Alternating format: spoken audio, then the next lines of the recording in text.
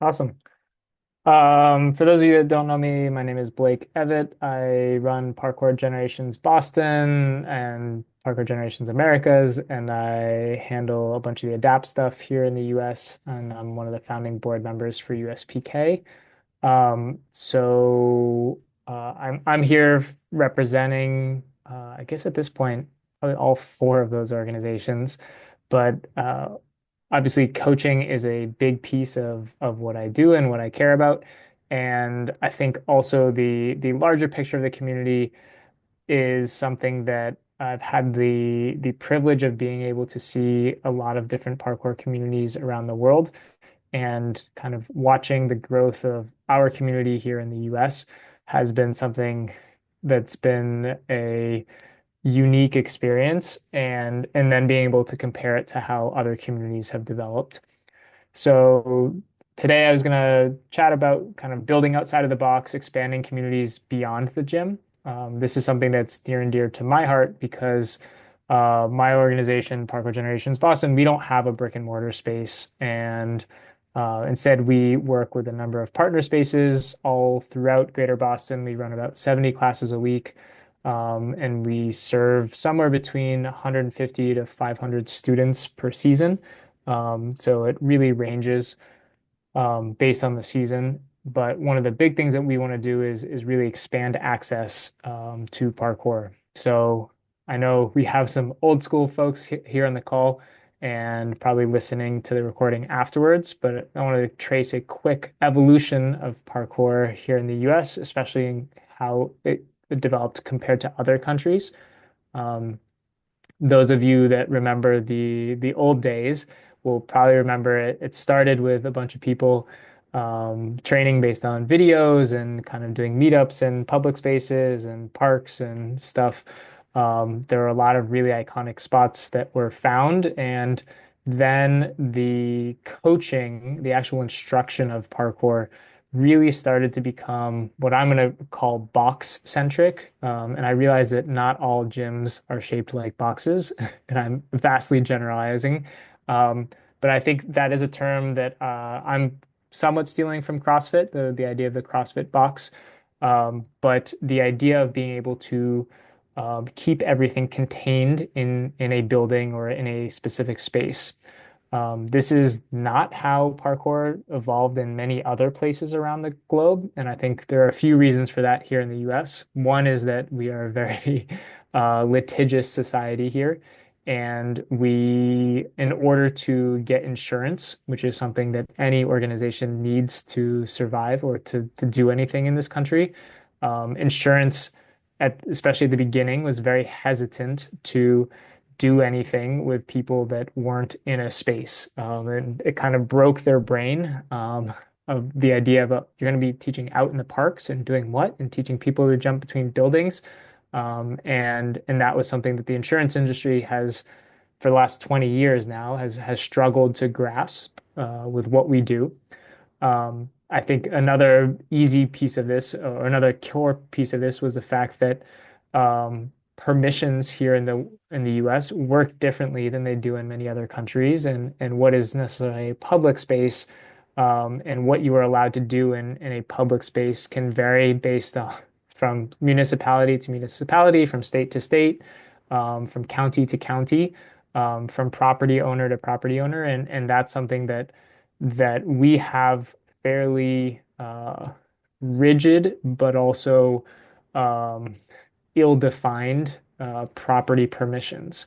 And if you are training on somebody's property and you get injured, there is a whole lot of kind of gray area about what happens in that space and who's responsible and who can be sued for what. And so one of the easy solutions, especially at the beginning, was to just put everything in a box and have all the instruction happen there. Because at that point, instead of just having a meetup, you're exchanging goods and services, and therefore the burden of liability shifted. I think also at the time of the early 2000s when this was happening, you also had CrossFit that was blowing up. You had a lot of the kind of boutique gyms that you now see everywhere. That is a phenomenon that started around the same time or shortly thereafter parkour. And that is a model that is very easy for people to understand because it's everywhere. CrossFit was immensely popular and is arguably still immensely popular.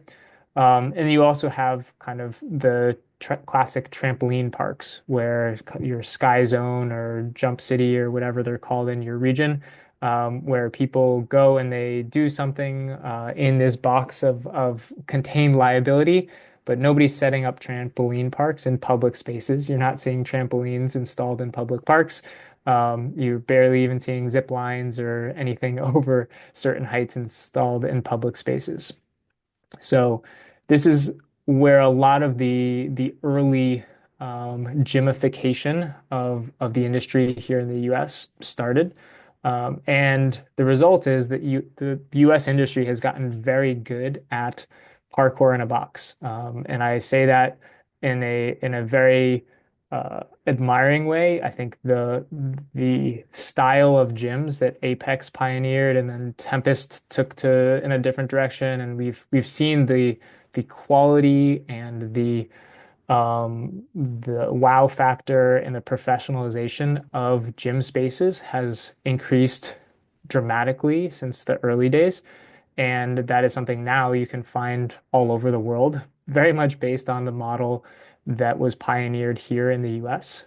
Some of the first gyms and best gyms, and arguably still some of the best gyms, maybe outside of Denmark, um, are in the US. And that's something that we can be proud of. I think it has also led to some phenomenon here in the US that were not necessarily our intention.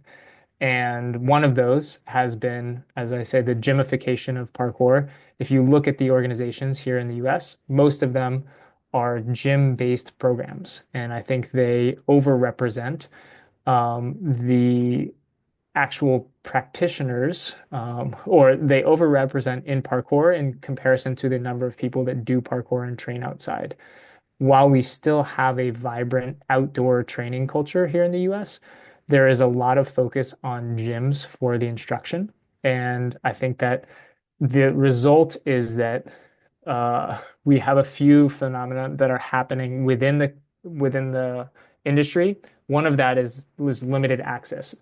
Gyms usually happen in places or are built in places that are cheap to build in or inexpensive real estate. And so you're often out in the suburbs, you're in industrial parks, or or they're in spaces that people can afford the high per square foot cost of building a space. So there's probably a reason there are a ton of gyms in LA.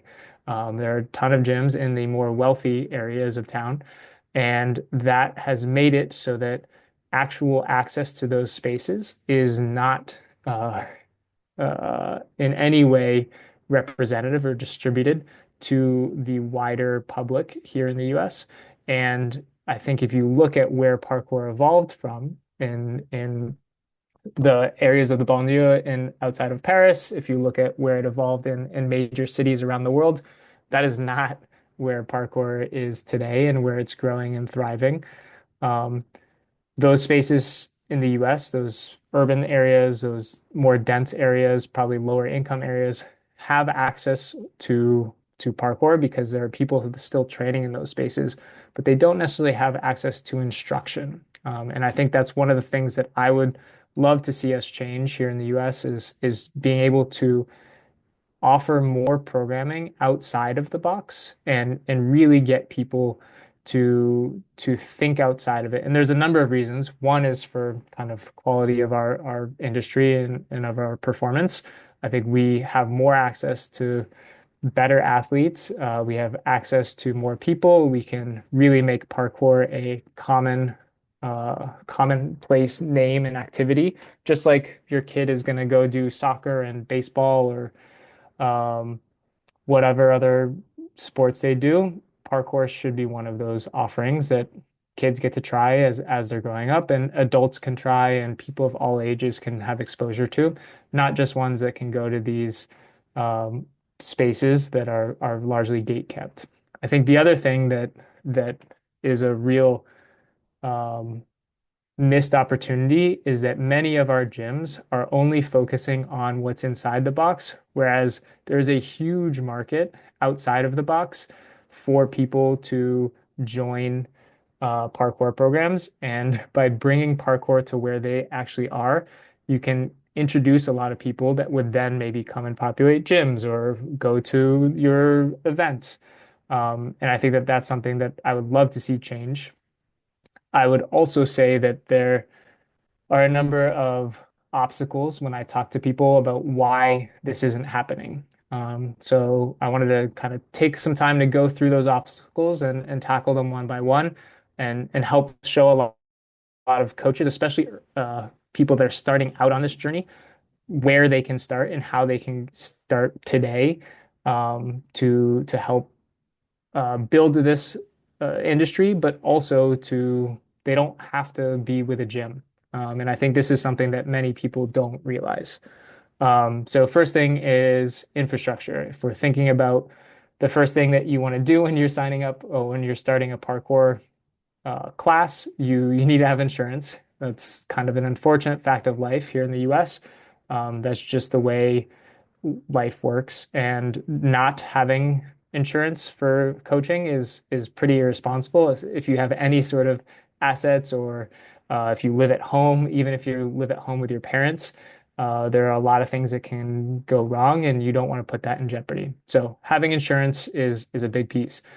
There's still not a custom-made parkour insurance policy that is designed for parkour. However, the stranglehold that used to exist in the industry with a series of non-competes by certain organizations that were really blocking other organizations or any other organizations from stepping into the industry no longer exist. So the insurance market has been opened a little bit. It's still a barrier to entry, but it's not quite the same one it was 10 years ago.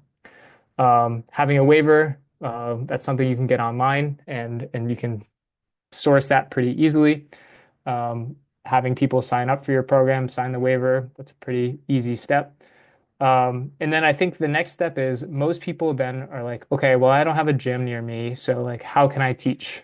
And I think this is really where getting people to consider building parkour into spaces that already exist is a vastly underutilized step. So I'm sure that most of you, if you go outside into your community, you have YMCAs, you have community centers, you have schools where people are taking programs. They're taking art class, they're taking dance class, they're taking Pee-wee football or soccer, whatever class that they're doing.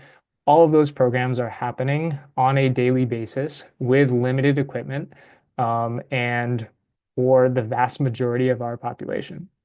I think that is something that we expect, okay, if I'm going to do an intro to parkour class, I need to have all this fancy equipment. I need to be in a special space and my instructors need to be really highly trained.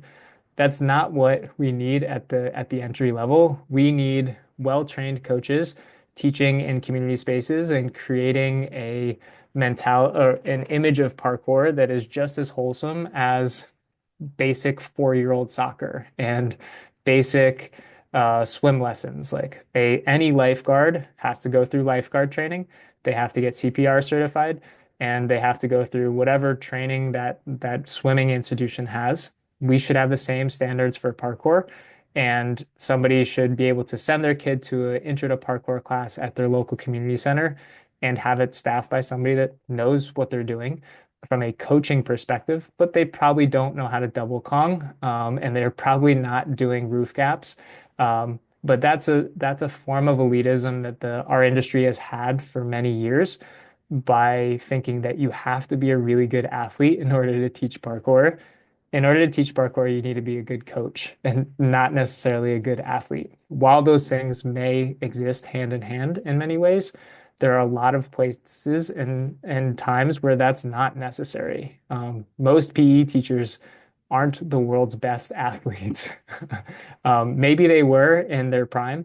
Maybe they were, hey, they have some experience, but most of them don't need to be able to hit a home run to be able to teach kids how to play baseball.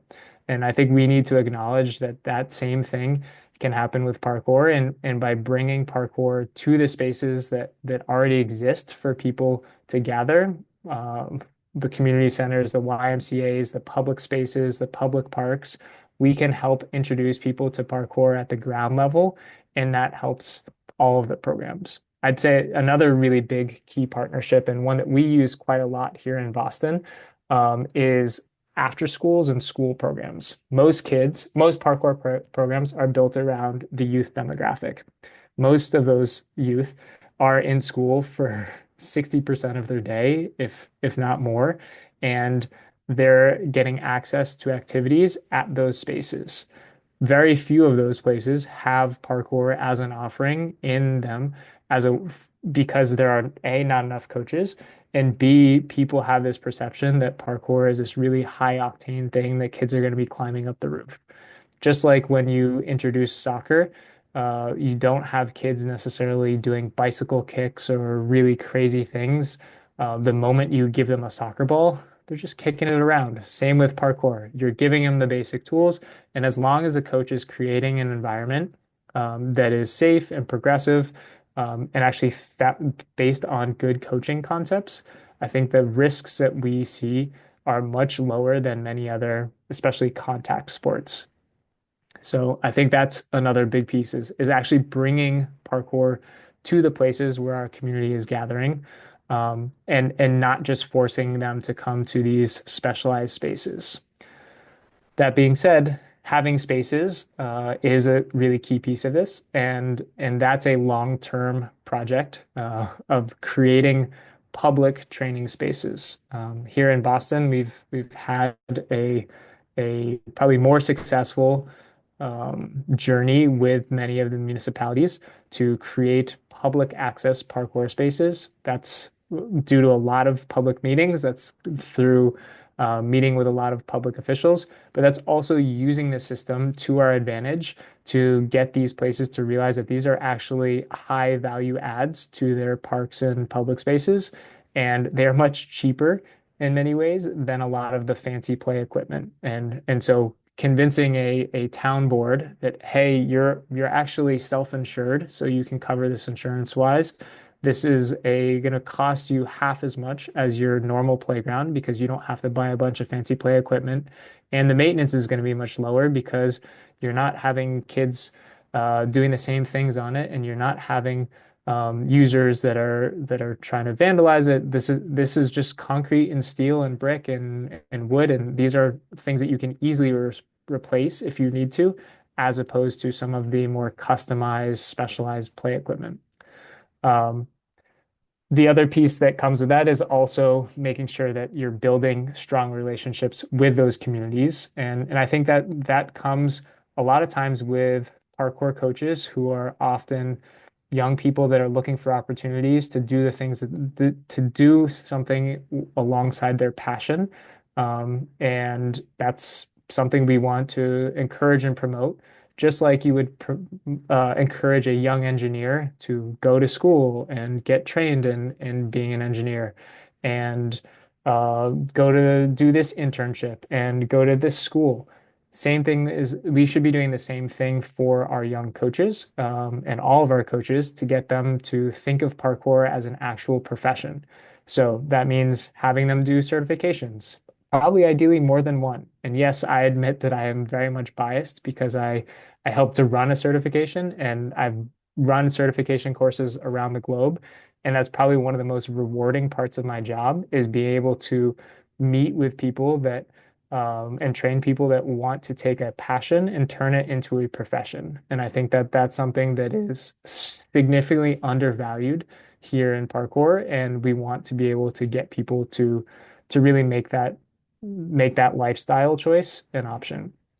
That also means that coaches need to behave professionally. So just like your personal trainer, just like your teacher, just like your engineer, firefighter, they all go do professional development on a regular basis. Our coaches, and as coaches, we need to be doing this and seeking out those opportunities on a regular basis. There's not that many professional development opportunities directly related to parkour right now.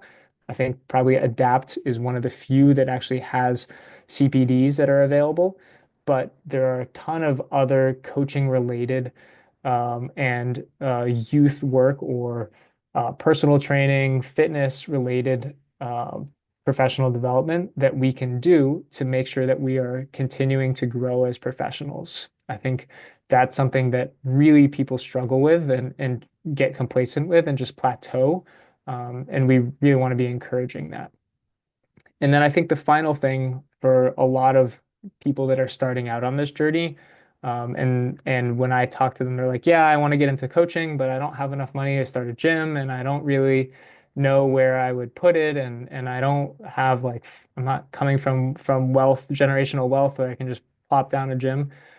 That's not where we need to be starting. We need to be having people start in the after school programs. We need to be having people start in the parks and public spaces and really supporting that. So I think the pieces for that that I would say um, from a timeline is short term is having people get prepared, doing certifications, finding outside resources, connecting with their local community spaces. Uh, the other short-term piece that I would say is really powerful is starting to go and interact at the public space shaping meetings and opportunities that happen throughout our communities. If you've never been to a public meeting where they talk about park development, I can assure you it is probably not the most fascinating activity in the world, but and it takes a long time. But the work that you put in now makes a big difference in the long term. And you're gonna have to wait 4 years to see your project come to fruition, but it's worth it when it finally does. There's a group for USPK where we talk about kind of advocating for public spaces and parks, and we're happy to have people join that group. We also are creating some guidance from USPK to help people help with that. To help people have a pathway and a route on how to approach that. And I would also say that if you have questions on that, there's a lot of resources that we can help point you to. There's been a few groups in the country that have paved the way on that. And then I think the last thing I want to touch on before we open it up to Q&A is just some of the benefits that this can bring to our wider community. One is that our community gets bigger. If we can bring parkour out of the box and really bring it to the public spaces, it helps to make parkour more accessible for people and it brings more people into the community. That raises all boats. So whether you represent an organization, whether you represent a industry tangential, like a clothing brand or a parkour supplier, whatever that is related to the parkour industry, that's going to help. Another thing is it makes our community uh, more diverse and gives us a lot of the connections back to the community that I think we risk losing if we continue to just have instruction behind these high barriers to entry and paywalls. Because I think a lot of the people that gravitated to parkour in the first place were gravitating to it for a reason. And that wasn't just because it was in a really fancy gym and space. It was because there's something very natural and intrinsic about movement in general and parkour as a sport. And that's something that we can be tapping into and building off of. I think there are a lot of initiatives. APK's initiative in the DC public schools is a great example of parkour being delivered en masse at a huge scale to a huge number of kids at a very basic and foundational level. But it's something that's having a massive impact on the sports exposure and kind of brand name awareness essentially in that area. I think Ryan Ford's speed challenges that he's doing and really bringing to a lot of different places around the world is another great example of that because he's not doing those challenges in gyms. He's not doing those places that have a paywall. They're just out there for the public to play on. And I think that's a really key piece of bringing parkour back to the streets and back to the places that it's from. And we need to be encouraging initiatives like that. And I think also at the end of the day, parkour is all about adaptability. and being able to do this activity in places where maybe it's not meant to be done or wasn't envisioned when it was first when these places were first built. Nobody built Evry or the Cathedral or the Dame du Lac with parkour people in mind. They some of them were built with redirecting the populations that then created parkour, redirecting them to do a certain thing. And the people that started parkour, the founders, didn't want to go the direction that they were being told to go and created a different way. And I think that's something we need to be kind of embracing as a community, and really figuring out how we can adapt parkour to our unique set of laws and cultural traditions here in the US, and how to make it more accessible and grow the industry as a whole. Um, so with timing in mind, Adam, do we have time for some questions if people have them? Okay. Adam's giving the heads up, the thumbs up, and Wes is also saying that we got time. So, hey, buddy. So yeah, Adam, you want to handle that? Yeah, sure thing. Just you could use the raise hand feature or a little chat. You can also throw your question in the chat room so we can kind of see an order of them. Any of those systems that work, I trust you guys to handle it. But we got a few minutes for Blake here. Any questions you guys may have? Go ahead. Wow, yes, we got claps and hands. Go right ahead. Yeah, so at the very beginning, you said you listed all the organizations you're doing, and then you also said you're still coaching. That's always been as like I've thought about parkour as a profession. Like that was one of my worries is like I love coaching, but like I've always been worried that like after a while I'll have to step away in order to kind of like help manage all the staff, help manage everything. That I'll potentially get to have to like kind of like say goodbye to that aspect. Like, can you talk about just your own personal like do you feel like you've had to step away more and like lose that aspect? Or you said you still manage to do everything and then still coach. I definitely don't teach 25 classes a week like I did when I started. So I have coaching is something I love doing, and it's a really important part of kind of my connection with parkour. And I also want to make sure that when as a leader, I want to make sure that I am able to understand my team's experience, daily experience. And so I teach probably 4 to 6 classes a week. So I have maybe 2 afternoons or 2 days that I dedicate where I really prioritize making sure that I have space in my schedule for coaching. And so some of those classes are one of those classes is actually one of the classes I started here in Boston, our Sunday outdoor class for adults, and then we have a low impact one that I also run. And those are really, really kind of near and dear to my heart. And I want to make sure that we're continuing that tradition. Um, in kind of the weatherproof, like we'll do it in a hurricane. We do it in no matter what the weather is. Here in Boston, we have four very distinctive seasons, and we'll run it at 100 degrees, we'll run it in 0 degrees, and we'll be there no matter what. And I think that's part of the adaptability and um, versatility that I was talking about is I want to be able to demonstrate that from the front.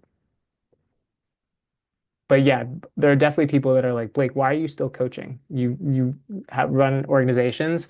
You should not be coaching. And I tend to not do things people tell me to. So yeah. Good one, Mitchell. Go right ahead.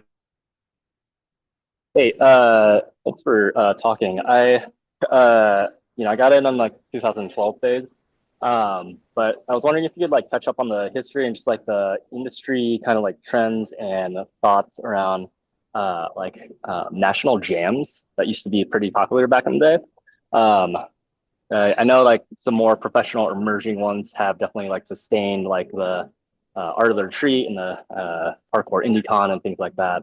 But I'm like nowadays, like I'm like not a broke college student, so I'm like, oh, I can go, and then oh, they don't exist. So just kind of wondering, Yeah. just uh, I mean, IndieCon is a very new event, and that's a very kind of industry specific, like business oriented session. I think Art or Retreat is now becoming one of the legacy events, although it is also very much originally it was started as a organizer and coach gathering back in the day.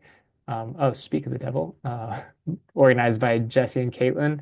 Um, but I think that some of the legacy events, I think SF Jam, Beast Coast, American Rendezvous is now probably one of the longest running. It's not the longest, I know that, but um, American Rendezvous is a series of workshop-based kind of events. I think the jam cultures have struggled a bit both with insurance as well as like when there is an organization that is hosting an event versus a kind of loose confederation of motivated individuals. There is a shift in responsibility, both from a organizing perspective, but also from a liability perspective.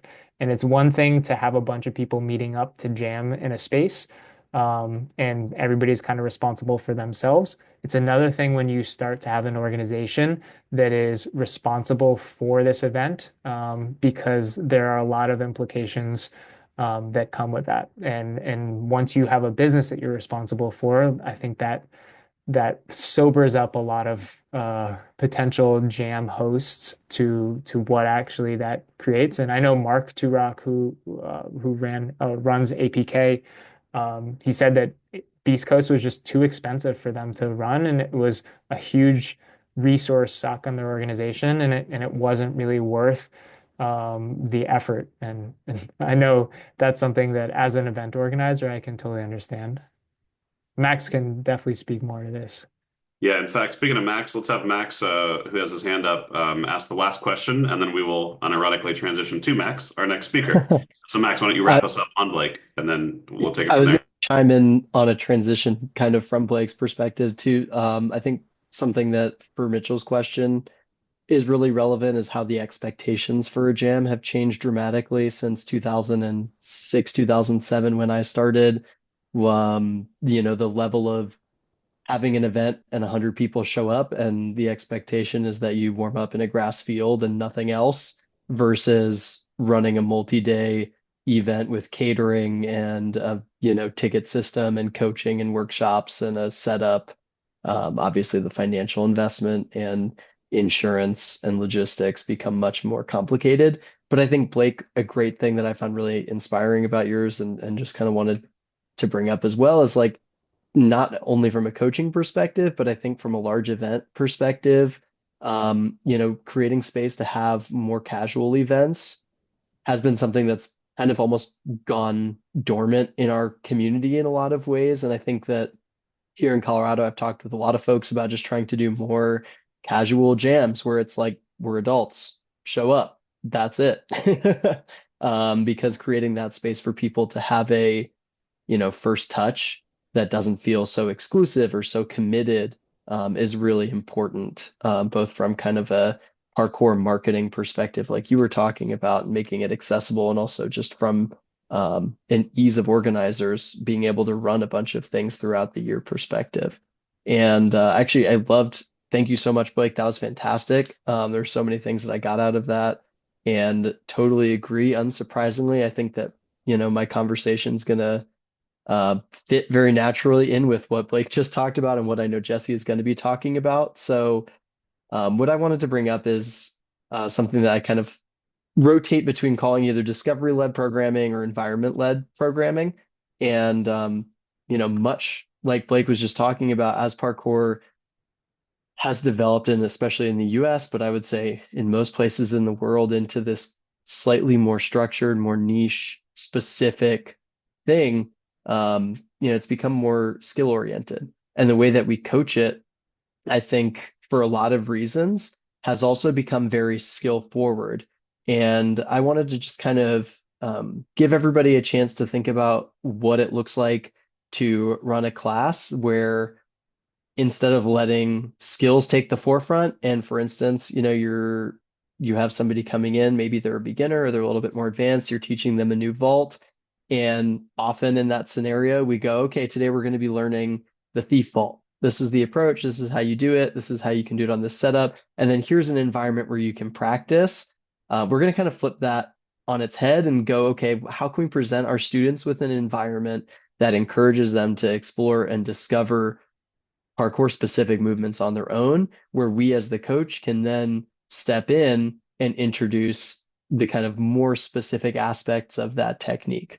And to Blake's point about how parkour developed, I found this really successful, particularly for beginners with kids and adults. But one of the most fun things for a lot of us when we got into parkour is that sense of co-creating the movement with the founders, especially if you started on the early side, you learn a Kong, and if you're figuring it out on your own, the experience of getting to that first Kong is really different than going into a class, having somebody show you, break it down, and nailing it on your first or second try. And so a lot of that is about trying to give students the safety to be able to learn skills in a controlled way, but also allow them to have that kind of fun experience that a lot of us had when we started out with a few less skills and a little bit more room for trial and error. So I think it's going to be helpful to just kind of go into how I've done this in the past. I'll go through a couple specific moves and then open it up if folks want to kind of ask questions. And I'm happy to just kind of talk about what I've had success with, where I've seen this fail. And I'll definitely kind of preface this whole thing with this is not how I would structure every single class. This is not how I would necessarily structure a class for every type of learner. So as I'm sure many of you know who coach, some folks like to come in and they really benefit from having something get broken down for them. They want to kind of be spoon-fed it before they're willing to go out on a limb and explore and maybe fall a couple times and look dumb. But I think there are a lot more people than we maybe give credit for that want the chance to look a little bit dumb and goofy and get to figure stuff out on their own. So vaults are a great way to start with this. A good example, if you've got a beginner class, this is the simplest way to start is, and they've never done parkour before. Many of them have maybe they've done it a couple times. They've learned one or two vaults.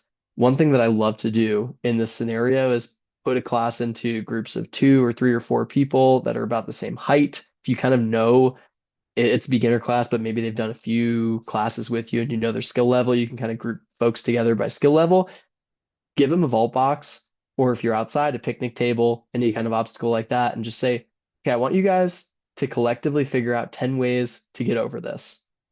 However you want, but it only counts if you can all do it. So obviously, in a lot of these situations, right, one person might just box jump the whole thing. The crazy thing is, you do that and you say, okay, 15 minutes, warmed up, making sure everybody is safe. And you're like, doesn't count if you fall, doesn't count if only one person in the group can do it, go. And then you're just walking around, you see somebody maybe trying to dash vault and it looks like they're going to biff it onto their face. And you're like, hey, great idea. Do you think everybody in the group can do that? Maybe let's adjust that because it looks like you might fall and then it won't count. Like you can still kind of troubleshoot as folks are going if you see where there might be a safety issue coming up. But one thing I've noticed with this is that you get not only a lot of the normal vaults, like a lazy, folks tend to come up with lazy two-handed vaults, step vault, speed vault. A lot of times they'll come up with like forward and backward kind of gate vaults or cartwheels over it. Sometimes I've seen people roll. And the cool thing is that in a lot of these scenarios, you're creating a kind of a peer-built space where maybe there's one person who's a little bit less skilled or a little bit less confident in this group of 2 or 3, and they're seeing their peers fail. And a lot of times I've seen them do things that previously I would not have assumed they'd be confident enough to try, like seeing somebody roll across a box that maybe has never done a roll before. And they're kind of working with their peers to figure it out. And again, you can kind of, float over their shoulder and make sure that nobody's doing anything dangerous. But at the end of that experience, you get a group of people who have, gotten some good bonding in. Their brains are starting to, instead of just looking at a box and going, okay, which of my kind of parkour toolbox skills am I going to apply to this, are going, oh, how can I get over this? Like that's kind of the whole concept here is when parkour started, it's about big, general, broad stroke questions. How do I get over this? How do I get under this? How can I get over it without touching my hands? And so what I like to do in these situations is, start with those broad questions, let my students answer them, and then say, okay, all of you guys did this thing, this thing, this thing, and this thing. That's not a coincidence. Actually, those are all moves in parkour. And what we're going to do now is just kind of show you how to finesse those. But what you did is basically what the founders of parkour did. They went out, they looked at a block, and they said, how the heck can I get over this in 10 different ways? And they worked with a bunch of friends. And these are all the ways that they came up with. And so it's a great way to introduce an idea. And then there's also ways that you can do it for a more advanced group. Like let's say you've got, a bunch of teenagers who've been doing parkour for a year or two, and you're trying to help them Kong a little bit farther. You wouldn't use the same approach, but you can still structure the environment in a way other than the obvious way of setting a landing thing for them to try and precision or clear. Let's say that in this instance of Konging farther, there's a couple things you realize they're bad at. Like maybe they're not, ducking before they Kong, they're coming in really high and just slapping down on it. Taking something like a pool noodle, adjusting the environment so that it's at head level and they have to actually physically duck underneath it to get that cue in their body without you even necessarily saying, hey, try duck more, but lead first with an environmental cue. Let them figure out how to apply that to the movement. Same thing if you notice that they're struggling to dive, for instance, enough into their Kong at speed. Adding an environmental cue like a small box before the thing that they're vaulting so that they have to actually clear something as opposed to giving a verbal cue like saying, hey, you're running really fast. You need to go from farther away. It's like, let's try and lead with something environmental. Let them figure out how to put that into their body and apply that onto the obstacle themselves. And then if that doesn't work, or if that's not working quite in the way you want, you can either adjust the cue, or that's when, as the coach, you can go in and fine tune it and be like, so why I put this in here is that as you run faster, you're getting to the obstacle a lot quicker. You need to take off from farther away. Otherwise, you're going to smash your knees into the edge of this thing. That's why I'm having you try and dive over this. Like that's when we can kind of start to go in and give them a specific.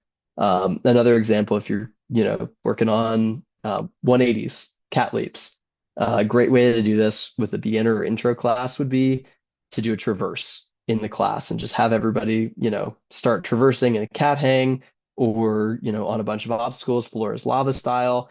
And then at some point, after one or two iterations, right, you give them a gap that's a little bit too big for them to span statically. And then we just see what happens in that scenario. And a lot of times in my experience, when I've done this, you get one or two people and they're like trying to do the splits. Maybe somebody can't get across because they have insane flexibility. But a lot of times people are kind of trying to figure it out statically. And then one person does the 180 and then all of them start to pick it up. And you're like, okay, that's exactly how this move came about. This is called a cat back or cat 180 or whatever you call it in your community. And, the reason that we use this movement is because a lot of times there are situations where you can't span something statically. You have to do it dynamically. You guys did it like this. That was great. Now we're going to add a little bit more distance. And then when you want to finesse the technique, then you start telling them, okay, you're going to pull, you're going to step, you're going to make sure you're turning to the correct side. For an advanced group, right? That's another place that we can try leading with environmental cues, like having them have to, depending on what your gym or outdoor setup is, step on a specific brick in the wall, chalk a spot for them to have to do a two-step tack on if you want them to get their feet higher. So again, trying to kind of let students figure out the purpose of the drill based on the environmental cue or the purpose of kind of what you're trying to get them to get out of it and experiment with that before necessarily giving them all the details of your class plan as you go in and leading with the skill itself as its own entity. So just kind of recapping with like a precisions, jumping, probably the thing that we do the most in parkour. A great example of, trying to get folks to stick in a beginner class. A lot of times people don't really understand why they need to or kind of what the mechanics are. Put something in front of them, and it can be a foot or two away, but just having something simple like we're going to do this jump. You're going to land on a block that's a foot and a half in front of a flat wall so that you can't overshoot it. Will, without even telling them to stick, start to get people to understand that. And then we just, for a more advanced group or as the class progresses, right, make that smaller and smaller and smaller until they're landing on something that's they have to stick, or like a window ledge for a more advanced group where I've had taught many teenagers. A lot of times you're trying to get them to like learn more advanced skills. Like, when would I ever use this? And I'm like, there, and there. But you can show them, if you can show them before you just kind of tell them, right? That's the classic show, not tell. Using the environment to demonstrate where the technique comes from, why it's important, how it evolved, and letting them discover that for themselves is really, really powerful. Cranes, another great example of that. Just having somebody figure out cranes as part of their bail spectrum or how to build up to a jump. All you have to do, just make a jump a little bit farther, especially if it's going up. And eventually they're going to get to the point where they can't really quite do it. And then they're probably figure out that they can get 1 foot on it, then they'll probably get to the point where they can maybe half cat it as long as you're appropriately increasing the distance or the height, and then get to the cat leap. And there's ways that you can train something like the landing continuum in a relatively safe and easily progressible manner without necessarily having to show them, okay, this is a crane, this is how you're going to do it, letting them figure out the movement, how it fits into their body on their own. And then afterwards saying, that was great. You're basically landing with 1 foot on top, 1 foot on the bottom. Um, I saw that you kind of lost tension on the bottom foot, maybe. So here's how you could create a little bit more stability in that position. Then the coach comes in, right, with the specifics, all of the fun technical things that we pick up over the years and years of training and coaching that we do. Pole cats. Somebody knows how to cat leap and you're working with an intermediate class. It's just like, okay, now I want you guys to figure out how to do this traverse. By the way, it's only poles or only pillars. And all of a sudden, these people who didn't like to do cranes or were scared of doing pole cats, instead of conceptualizing it as a movement or a skill that they need to learn, they're starting to kind of internalize it as just a way to traverse or have a dialogue with their environment. And for me, that's a super important, to Blake's point of going back to parkour's roots. When I'm coaching, no matter what the skill level is, I think the most important part of parkour, if you're coaching somebody, is that they can go to any space and they have some semblance of parkour vision. That they can see a space and go, oh, I understand in broad strokes how to interact with that. And that it's not coming from, pulling out their like husky toolkit and being like, oh, I got a screwdriver in here. Oh, I got a hammer, right? Oh, everything is a nail because all I have is this hammer. I only know how to Kong. Guess the spot sucks. It's like, oh, wow, there's like a couple weird bars. Wonder if I can get through it in a couple different ways. Wonder if I could do that without touching my hands. Wonder if I can do that without touching my feet. What if I only use one hand? And using those broad cues in class, I found has been a really great way to help students learn for themselves, to help them build a little bit more of a creative and independent approach to seeing spaces without the coach necessarily putting their parkour vision onto their students, and also giving them, I think, a little bit more freedom and leeway to fail in front of their classmates and to go out with those same classmates in an outdoor scenario and say, we're at the playground together. How do you think you'd get over that rock? That's like such a weird obstacle. I don't know what the heck I would do with it. Let's try and figure it out. And that kind of attitude of let's try and figure it out, to me, is so key about parkour. So just to kind of recap, when it's an environmentally led structure, I think the big downsides are it can be easy to let safety slip away if you're not being attentive to what folks are doing. So it's really important there that while you're setting up an environment for folks to explore creatively and independently, you're also setting up an environment that isn't conducive to them being reckless. So if you're, setting up a running precision, making sure that maybe it's going up so that folks who are failing it have a very obvious way to bail out of it. You're not doing it over, a 3 or 4 foot gap where somebody's going to taco themselves in the middle of your class. Same thing with vaults, adding structure, like putting people in groups and saying, hey, 200-pound CrossFitter who's coming into their first parkour class and is a super fire breather, I understand you can box jump over this, but you need to be able to do the things that, the 52-year-old mom who's also in your class can do. And if you guys can't do the same thing, it doesn't count. So creating kind of structures that maybe create some peer support or peer management, especially in adult classes, is really helpful. And the last thing is that making sure kind of what your hot points are that you want to hit. So you want to make sure that your students are getting the chance to explore. You also don't want them to leave feeling like they did all the work in the class. And that's the part where it's important for the coach to be able to come in at the end and say, great, you guys figured out how to Kong. You're punching into your Kong. That's not going to be the most efficient way to do it. And now you're giving them a really valuable piece of technical information that they didn't come up with on their own, that comes from a space of having developed over years in parkour. And you can show them, you guys figured out 90%, and I'm going to give you the 10% to really unlock this movement and take the skill to the next level. And that's a really powerful thing to be able to give as a coach. So those are the weak points. I think in some ways they can all be strengths, right? Injuries can be a chance for risk management. Um, the peer issues can be a chance for building better peer groups. And the coaching thing can be a chance for you to either shine or potentially fail. And I've done both many times, depending on how things go. But yeah, that's the goal. So setting up those broad strokes, letting the environment cue students, giving them a chance to discover things for themselves, and then yeah, building a space where they feel encouraged to explore, to fail, to figure things out, to attach value to their own ideas, and then allow that value to just spread and permeate their approach with the outdoor environment. And with that, I will open it up for questions of the specific or completely generic kind. If anybody has any. I'll raise my own hand and then call upon myself.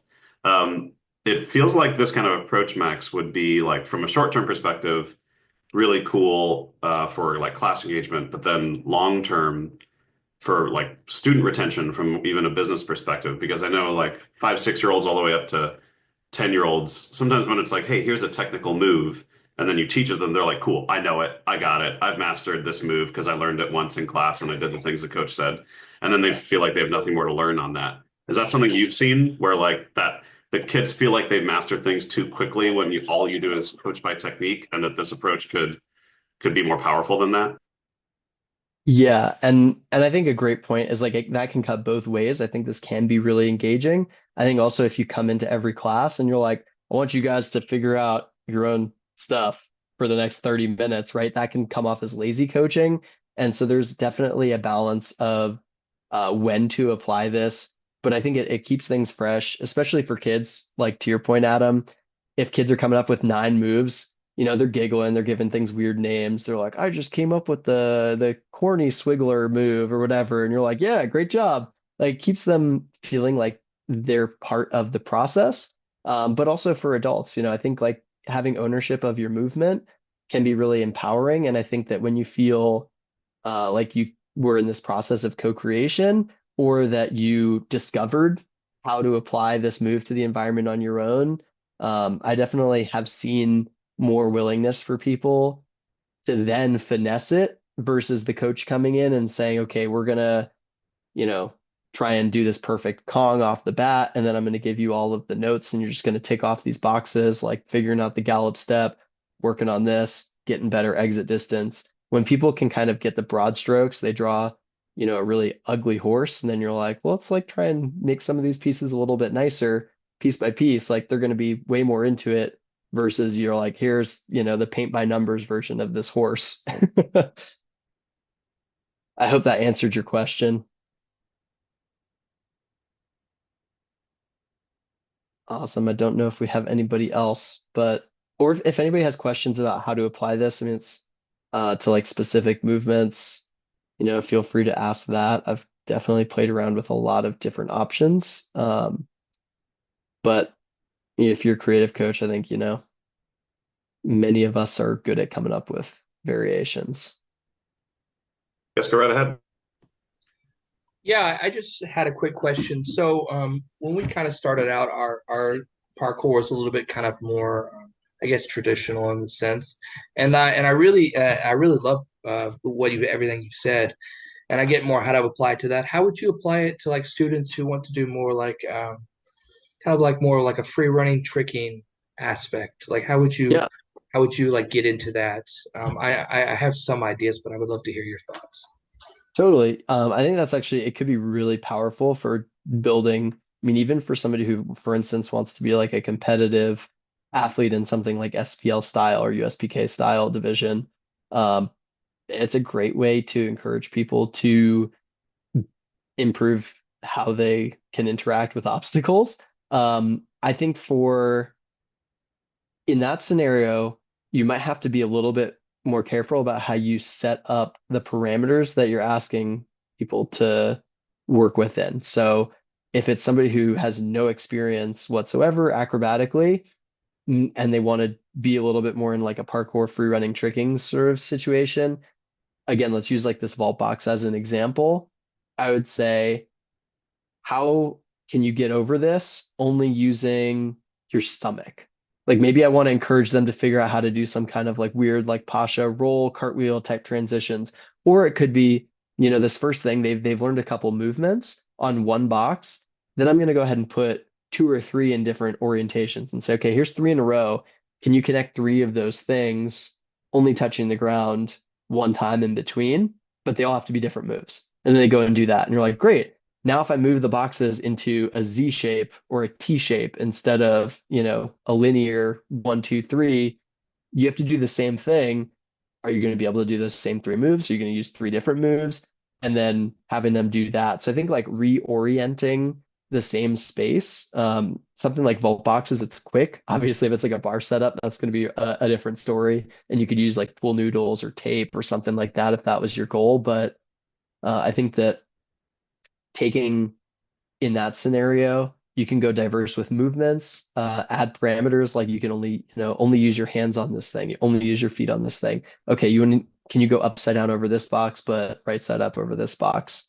And then letting them experiment with what that means for them, and then coming in and saying, you did uh I don't know, kind of like a front handspring rollover that's really cool. That's actually going to be like a move like this. And if I wanted to transition out of that more smoothly, here's how I would do that. Um, but I do think that also reorienting the space when people are comfortable within a move set is something that would apply really well to a more kind of style oriented class that's obstacle driven. If it's more tricking based or it's like flat ground, um, that's going to be different. But then you can even encourage people to experiment with how many moves can you do from this setup, right? If you can round off, how many different flips could you do out of a round off? Or how many different transitions could you do out of a front handspring? So leaving the end of the challenge open-ended, I guess, would be my broadest way of answering your question. Thank you so much. All right, guys. If there's no other questions, or if you think of some and you want to throw them in the chat, either directly to Max Henry or just in the group chat, you're more than welcome to. Max will keep an eye on the chat to answer that. But I would like to move us along to our third and final speaker, which is Jesse Danger. So Jesse, whenever you're ready, you can turn yourself on, introduce yourself, and take it away.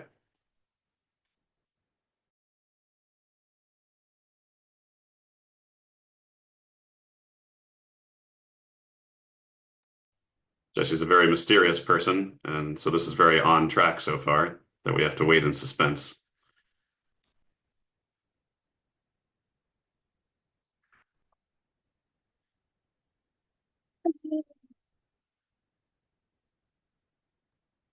I did have one question that I thought of for Max. If Hey, please, yeah, let's do that, and I'll see if either Jesse's having technical issues or just reach out to him. So go right ahead. Thank you. hey, Oh. hey Max, thanks for presenting. One question I had is I definitely used that style before, and it's like sometimes it's gone well, sometimes it's not. And the times it's not, how do you like stop or prevent the students who are exploring ways to create their own moves, not just be like a giggle sesh where it's just like they just start messing around. Yeah, that's a great question because especially with kids, right, it can get really goofy. I think that's where like time constraints really help. So maybe saying, if you see that that's starting to go downhill, cutting the time limit and saying, all right, 2 minutes left instead of letting them just go wild. But even in those situations, I think that if you're able to, or changing the constraint. So, cutting the time would be a great one, but let's say that you've got a bunch of rowdy, like 10-year-old boys who are acting like idiots, which I was as a 10-year-old boy, and I have had coached many of them. Maybe saying, can you do 5 vaults in slow motion, right? Changing the constraint to kind of cut their energy somehow or cut their ability to hurt themselves, depending on what the goal is, or the potential danger or challenge that you see that they're kind of running into. Or providing something like the pool noodle where it's like, great, you guys are doing awesome. I'm not going to now give you a pool noodle. Can you do those vaults without touching it? And I'm going to hold it, 2 feet above this box or that. So I think that is where the kind of the challenge of coaching comes in is figuring out how to either slow it down from an energy perspective, cut the timing because you don't necessarily see that it's working the way that you want it to, um, or yeah, somehow change the input would be the key there. Gotcha. Thank you so much. Yeah, for sure. I see Jesse's face. Yeah, That's good Jesse news. is here, so we're ready. Jesse, take it away whenever you're ready, my friend. All right, I will take it away with a little bit of an answer to the same thing, which is just talking about like maybe my early days in parkour. So the talk title here is structure and chaos. And there was a lot of messing around in my early days of parkour. Like I was going out for 6, 8 hours and I was doing a lot of exploration. There would be endless noodling in some spot and then going to some other spot. And it doesn't all look fruitful. It doesn't all look worthwhile. And it's not all like the most efficient. And it does something. Like it does something to the mind, it does something to the body, it does something to like the social dynamic of the people that are doing it. Like that process of exploration, like like you're going on this walk through the woods and sometimes it's a really tough scramble and sometimes it's a meander by a stream and sometimes you're playing and sometimes you're getting somewhere and like all of that can kind of fit into the container. So that's an idea. And I'll try to get into that a little bit more. So I think that many of the people who started gyms and started coaching parkour had somewhat similar experiences where many of their first training sessions were somewhat aimless. I consider the American parkour community to be kind of like an orphan community. I think that we didn't necessarily have like the full lineage and the full like connection to people that really knew what they were doing and were showing us what they were doing the whole time. I also know that like in the early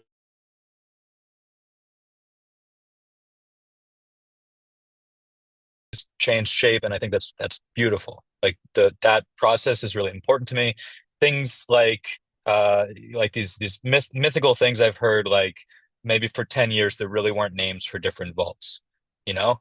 And we think, okay, it's really important that we like codify and say, okay, there's these 10 different vaults and these are the ones you're gonna learn, and this is like your checklist. And then what is parkour if we don't talk about the names of the movements? And can we work on other like really important critical skills that we like love without that? And what are those kind of critical important skills? What could that look like?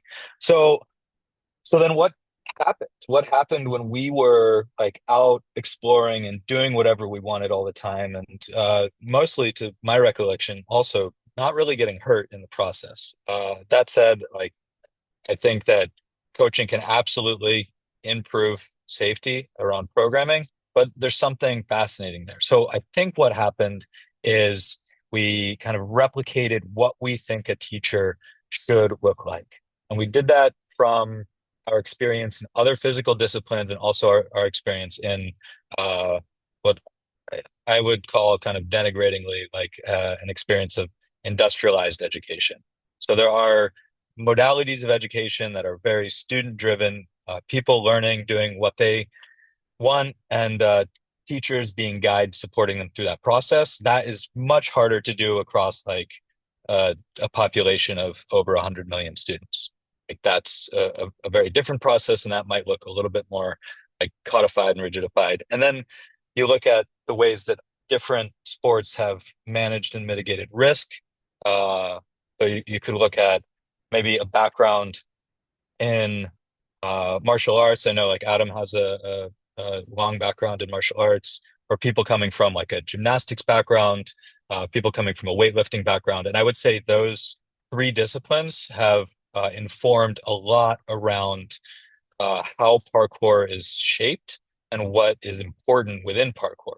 And and those were also shaped by the kind of structured class creation of those things.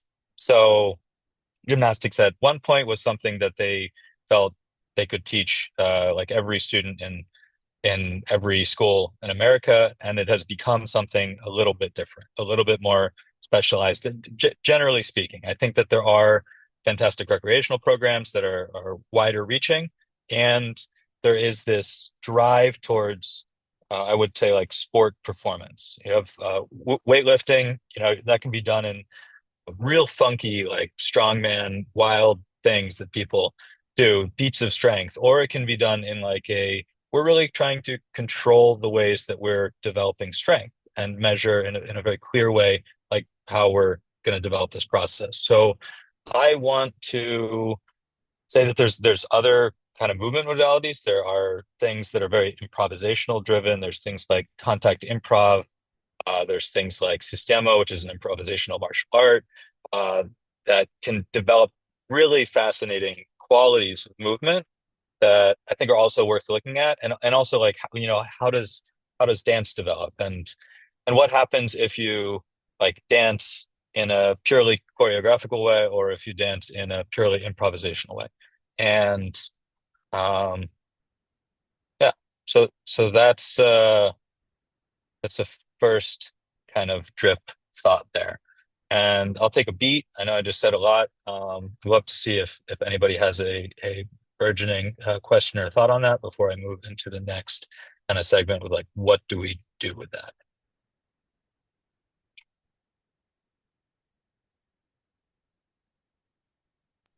Yes, go right ahead. Oops, sorry. I had a question on like, like sometimes we go to like Parkour Theory, the website every now and then. Like we always have fun like going to different gyms and seeing like what their name of certain moves are. And I'm blanking on my question as I'm asking this, but like do you think it's important for us as a sport to start like itemizing our things, or do you think it's good that we kind of keep ourselves separate in some ways? Like it's our kids like sometimes to name stuff that I'm like, I know this is invented. Someone's got this before. And I don't know. I go back and forth on days like, should we name these things and have it standardized or Um, I- my answer is like similar to what I would want for the kids, which is like I think you should do and represent like what's important to you. You should be like if that feels really important, then that can be important to you. If it feels like it's not that important to you, but it's clearly important to a student, then you can encourage them to like lean into that, and they're allowed to be different and hold a different perspective. I have one of the models I use is this philosophy model. It kind of breaks down things into like mental, physical, social. Like, are we more value driven? Are we more performance driven? Are we more freedom driven? Like, do we want people to do whatever they want? Do we want them to develop these like core critical values of self, or do we want them to develop the physical skills like measurable in these certain ways around the practice? And I think, as far as I can tell, every organization, every individual practitioner, every coach has some sort of slightly different alignment to that kind of value chart. And that value chart is important for me because I was really trying to figure out like what's the map that says we're all doing the same thing instead of like you're not doing parkour, I'm doing parkour. This is the one true path. Like, how can I create an understanding, at least within my own head, that allows me to see the value, the importance of those different perspectives? Because I've benefited greatly from a wildly diverse community of perspectives, attitudes around training. And yeah, I don't know if that answers your question.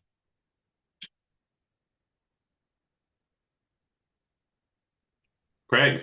Right. Um, there's a tension between, I'm seeing a tension, not between Blake's opinions and Jesse's opinions, like as them, but there's a tension I see in parkour. So Jesse's experience and a lot of the faces I see on the call, we had that experience. It was chaos practice.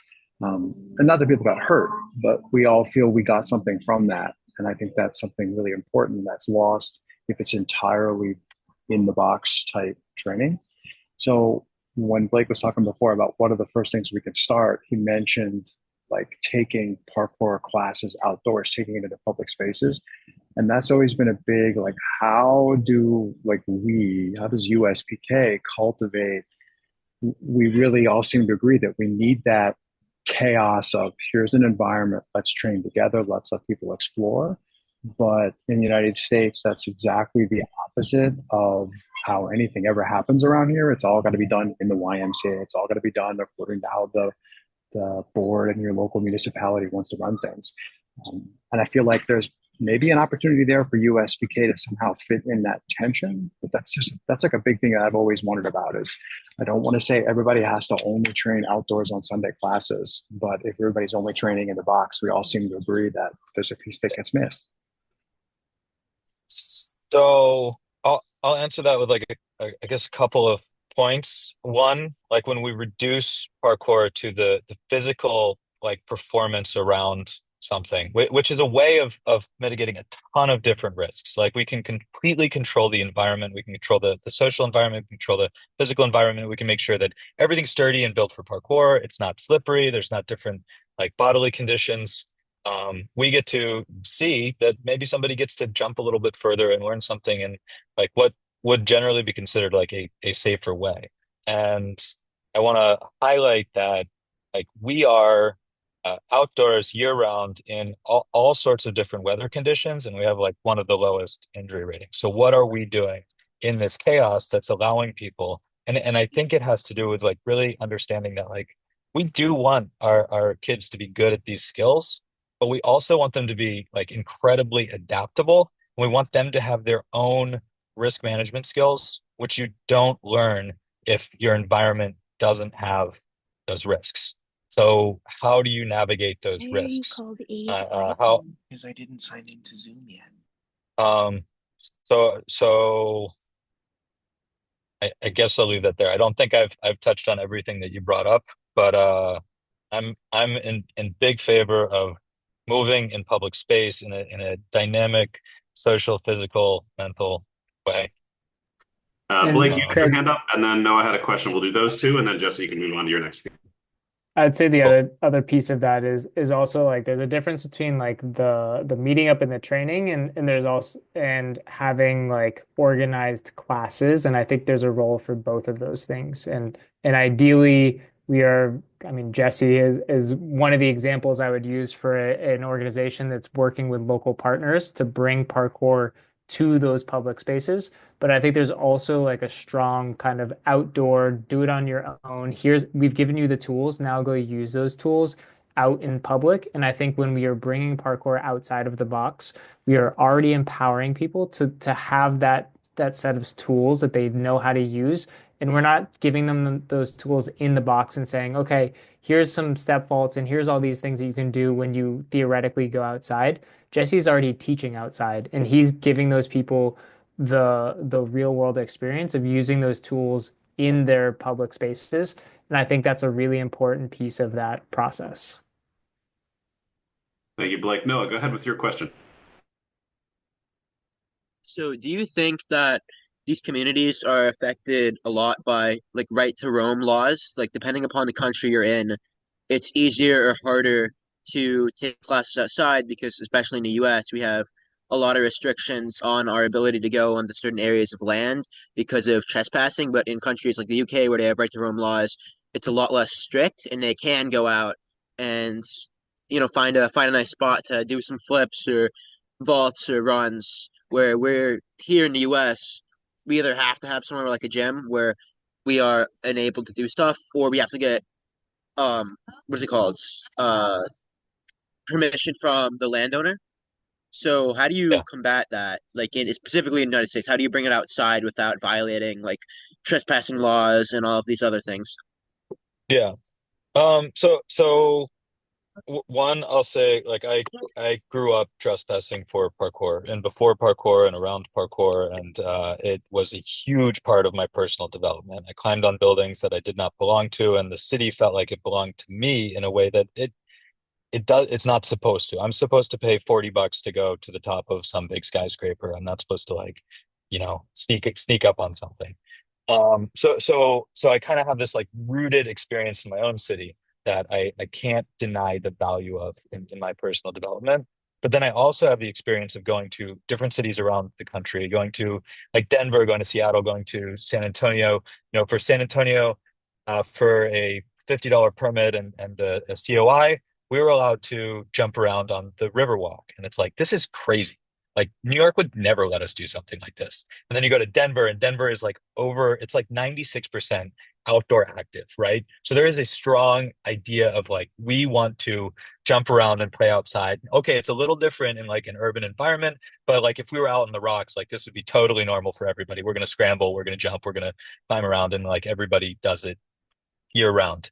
Uh, yeah, you have these massive fountains in Seattle, the Lawrence Halprin, like fountains that are like inspired to like make people want to move and climb around them and perch on them and be like the natural beauty of nature, the majesty in like a public space. And then you have places like Denmark, and I got to go to Gallo Idrætshøjskole for a semester there, and like we were in a local town and we were doing parkour on somebody's house, and they came outside and there was a 4-year-old in a stroller, and I'm like, oh man, like we're busted, we're in trouble, like my American attitude and the parents of this kid were like, this is awesome. And then the 4-year-old wanted to join, and it did. And it was like, what's going on here? Like, this is bizarre. And you have, and Denmark, for the record, has like, I think 150 plus parkour parks, like in a country with 5.5 million people.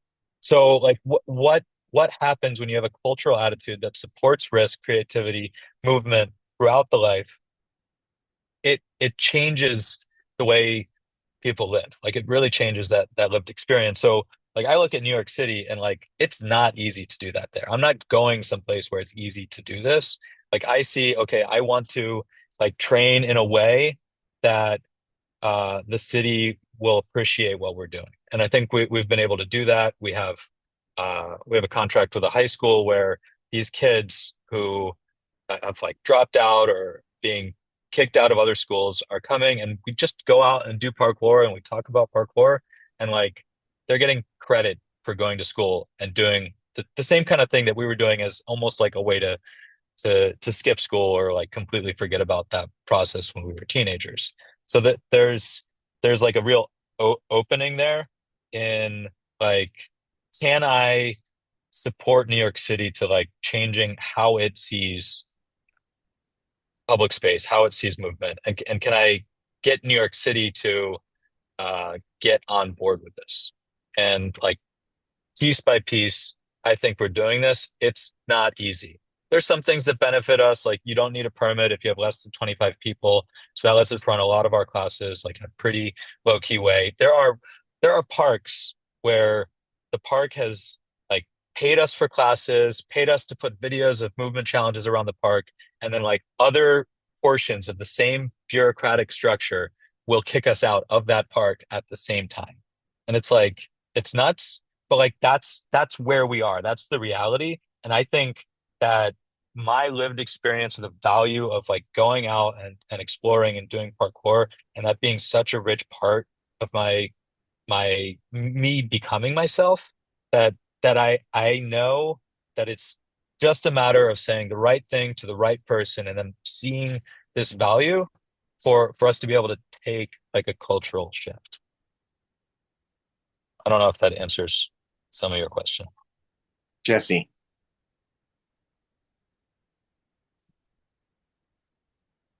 Do you have a question? All right, we just like Jesse's name. Jesse, why don't you carry on Okay. with I think your Uh, next piece. I'm going to carry on with my next piece, which is a little bit of like how do we like where do we go from here? How do we go? And I want to say some things that I think might be a little bit redundant to what Max was saying, but I'll try to include some pretty pictures to help. Um, One is something that's thought about by teachers that are teaching math. They're thinking about inquiry-based learning, like what makes people learn complex math best. And they've done some studies and they've looked at it and they basically see that like you give somebody like a really tough problem and you let them really struggle with it and you talk about kind of like where they're stuck and you like marinate in that struggle a little bit and then maybe you share a little bit of the solution or you share the whole solution. You decide whether you're going to like give them the bit they need to crack the code or you crack the code. And we can see students that perform physically better when we tell them how to do something. And we have to be careful that we're not doing something which is equivalent to like telling somebody the answer of the riddle and seeing if they can regurgitate the answer to the riddle. Like we want somebody who can solve riddles, and that's a different thing.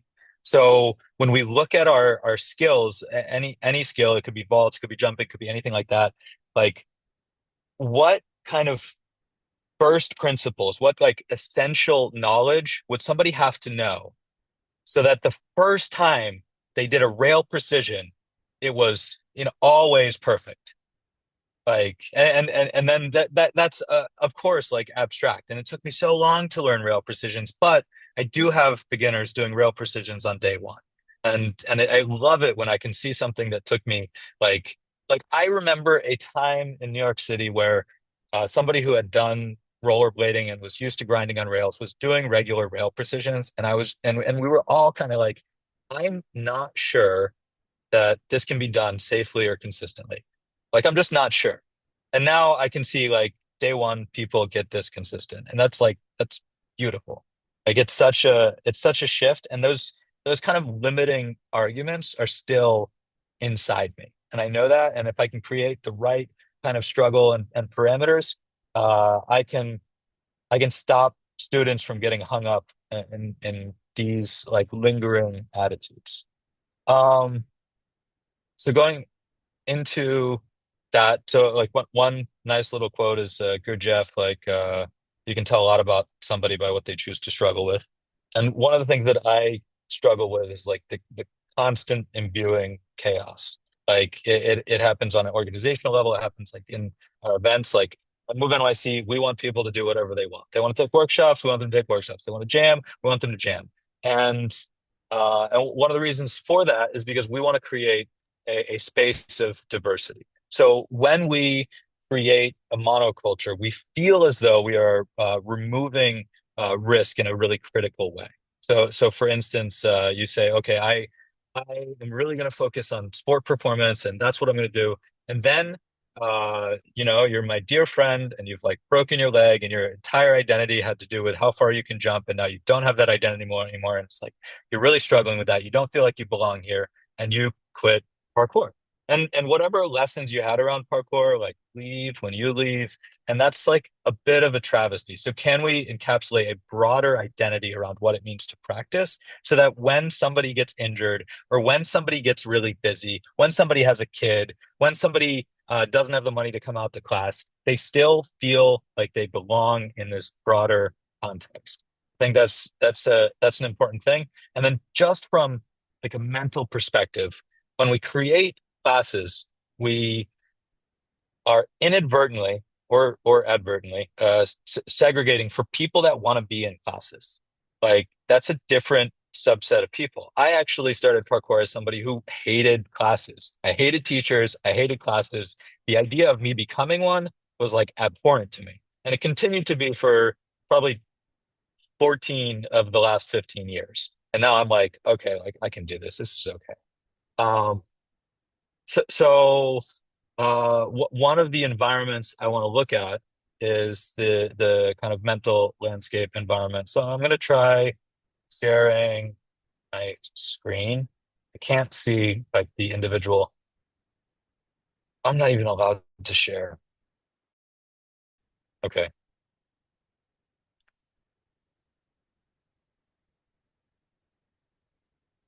Um, I have to quit and reopen. I'll be back in 1 second.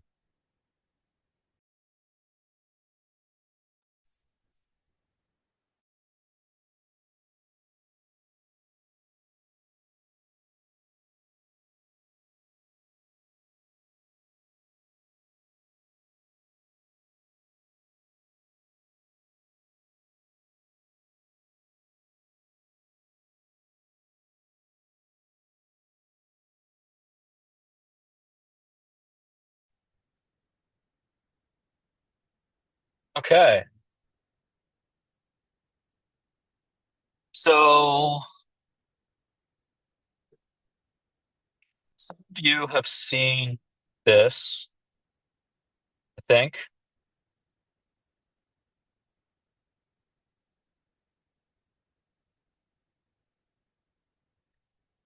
Which thing am I sharing? How do I see what I'm sharing? Okay. I'm sorry. This is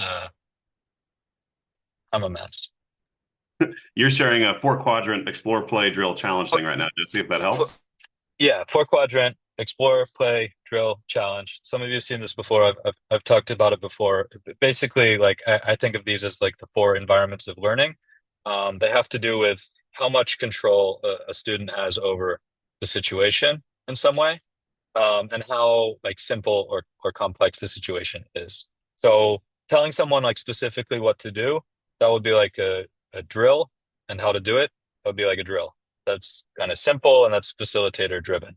When you tell someone specifically what to do, but you don't tell them how to do it, it becomes, I think, a challenge. Like they have to kind of like work through that. When you are not really telling someone what to do, and you're not necessarily like evaluating whether it's uh, particularly successful. That would be similar to like what Max was talking about like that exploration portion of like go and see if you can figure out some ways over this box. Like it's broad. It's not particularly teacher evaluated.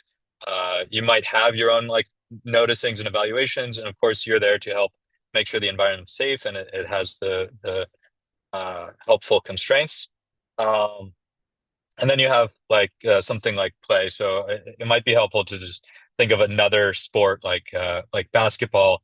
Basketball players like when they're in the game of basketball, they have to make decisions as themselves, like as a part of a team, and the team has to coordinate like a game of basketball. And they're using things that they got from the drills and from the challenges and from like the exploration, just messing around with the ball. What can we do here? But it's being brought to like full life.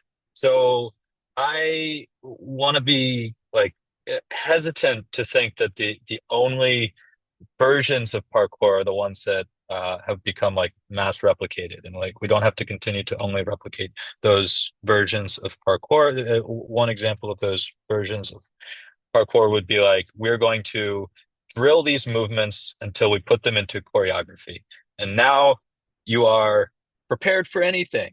And it's like, what does it mean to be prepared for anything? Like, and this is coming back to some idea of physical pragmatism. Like, I'm doing parkour because I want to be able to get to something. I want to be able to get away from anything. Like, I want to be able to like physically accomplish whatever task is in front of me. And that's very different from like, I want to be able to perform a choreography well. Um, I'll just put that out there as a thought. And then I want to bring this new model, never before presented, which is just an overlay of this mental model. So I'm going to close this, and I'm going to open a totally different thing. So this is our attitude model. So what are the attitudes of those different learning environments? I think that you can bring, first of all, yourself into the different learning environments. Like, you can be in a game, and then you can say, as a part of this game, I'm really just going to make this a drill in me, like learning how to pass better. If I'm playing basketball.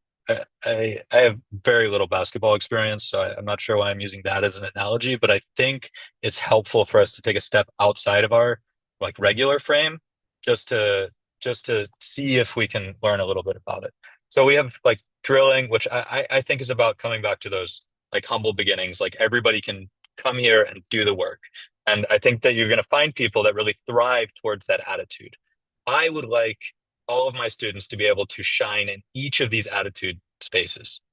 Um, Whether or not that's interesting to them is kind of like up to them, but this is something that like I hold important because I think if you can thrive in all of these spaces, you can learn more, you can get more out of life. And and so then we could look at like exploration, and then that's a little bit of like, oh, what about this? Or like, what's possible here now? And that's, I think, a distinct attitude from humble beginnings. Um, and then we can go into like the challenge space, like that's a higher complexity, still low agency, and that's a little bit like, I bet you can't do this, you know? And for some people, that's going to be this like spark, this driver of practice, like, I'm going to prove you wrong, right? And you could say, okay, I don't want to externalize like your motivation system, but uh, you can abstract that. What is external? What's internal? Like that you're finding is some kind of a driver. Probably the first driver is like, can I reach my hand 3 inches further so I can grab this fruit off the branch? Where like there's all sorts of externalized drivers that are important, and we can use them as tools for learning. And then there's this, just like I bet you can't, like maybe I bet you can't keep going. Like, can you take one more step? Like there's like this endurance aspect to that maybe. And then there's like this attitude of flow of like, can I take all of these different things I've learned and actually like implement them in the moment without getting hung up and keep going. And uh you could look at a sport like fighting, which really requires this, or basketball, and there are ways that parkour can require this. But are we requiring this? Are we creating space for this? Um, okay, so that's two kind of ideas there I wanted to share.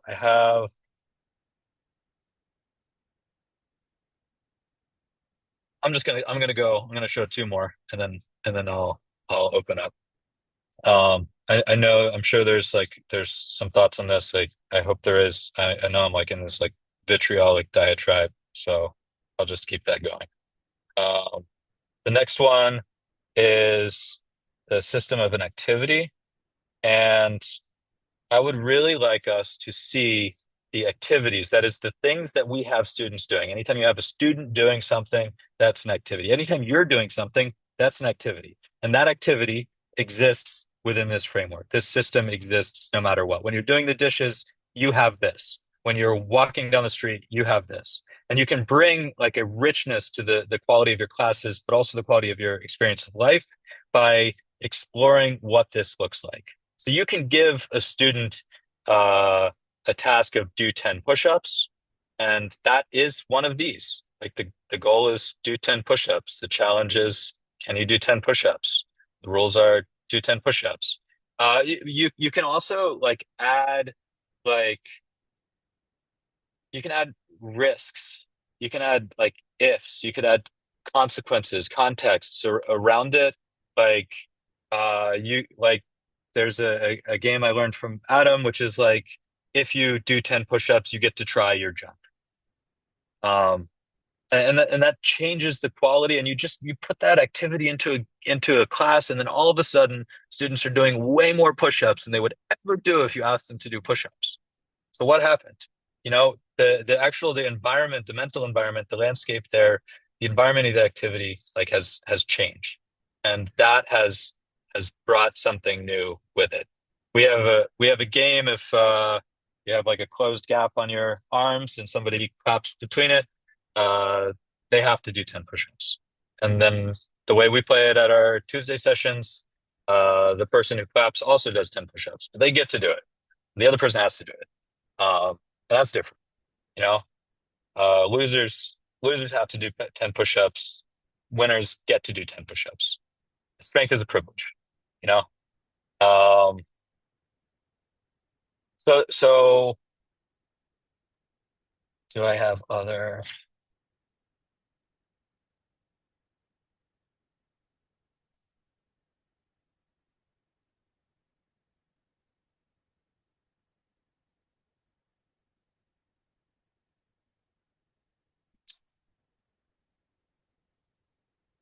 Okay, I'll go right into the next one, which is uh our circles of risk. And I think this is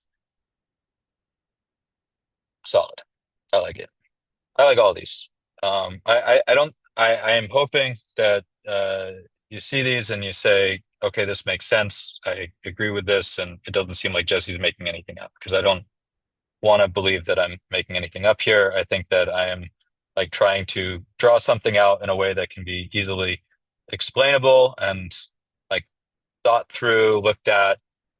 This is a way to talk about, like, for instance, with students, I can talk about like which attitude they prefer or which environment they prefer. Like I can learn with a 7-year-old whether they like to explore more or whether they actually would like to be like given like what's the next step, what's the next thing, or they really like getting challenges, like where do they thrive, and then also like where are they challenged within that framework. Which one is sharing right now? Circles of risk. Circles of risk. That's what I wanted. All right. So we are navigating risk, and there's like so many ways to mitigate risk. These slippery, unsturdy, sharp, etc., are ways that we all mitigate by being in a controlled gym space or bringing our own controlled equipment to an area. A lot of the personal risks are things that we can also mitigate and by taking care of ourselves. And the social risks are probably things that as coaches we're also mitigating. Although when we're out in public space, um, there can be people that are not a part of our group that are bringing in some kind of lack of safety. Can we navigate those things? Um, if you're bouncing up high and somebody screams at you to like get down from here, like are you able to handle that situation where it doesn't risk your physical being?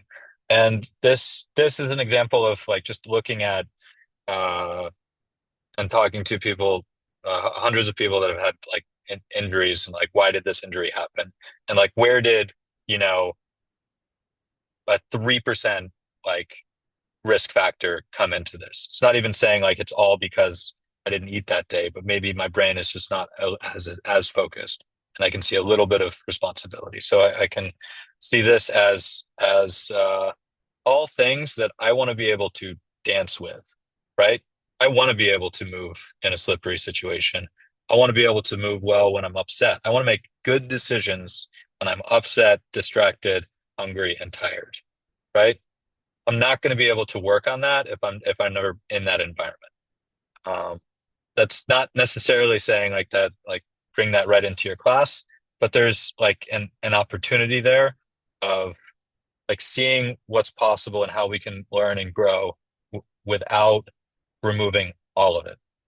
And I'll leave that as like this was a long love letter to chaos. Maybe it seems that way. And a lot of work towards like putting my understanding and structure, not as like chaos as a like an antonym or opposite of structure, but that like we can use structures to help us navigate chaos, and that chaos is an incredibly rich and powerful learning environment. All right, cool.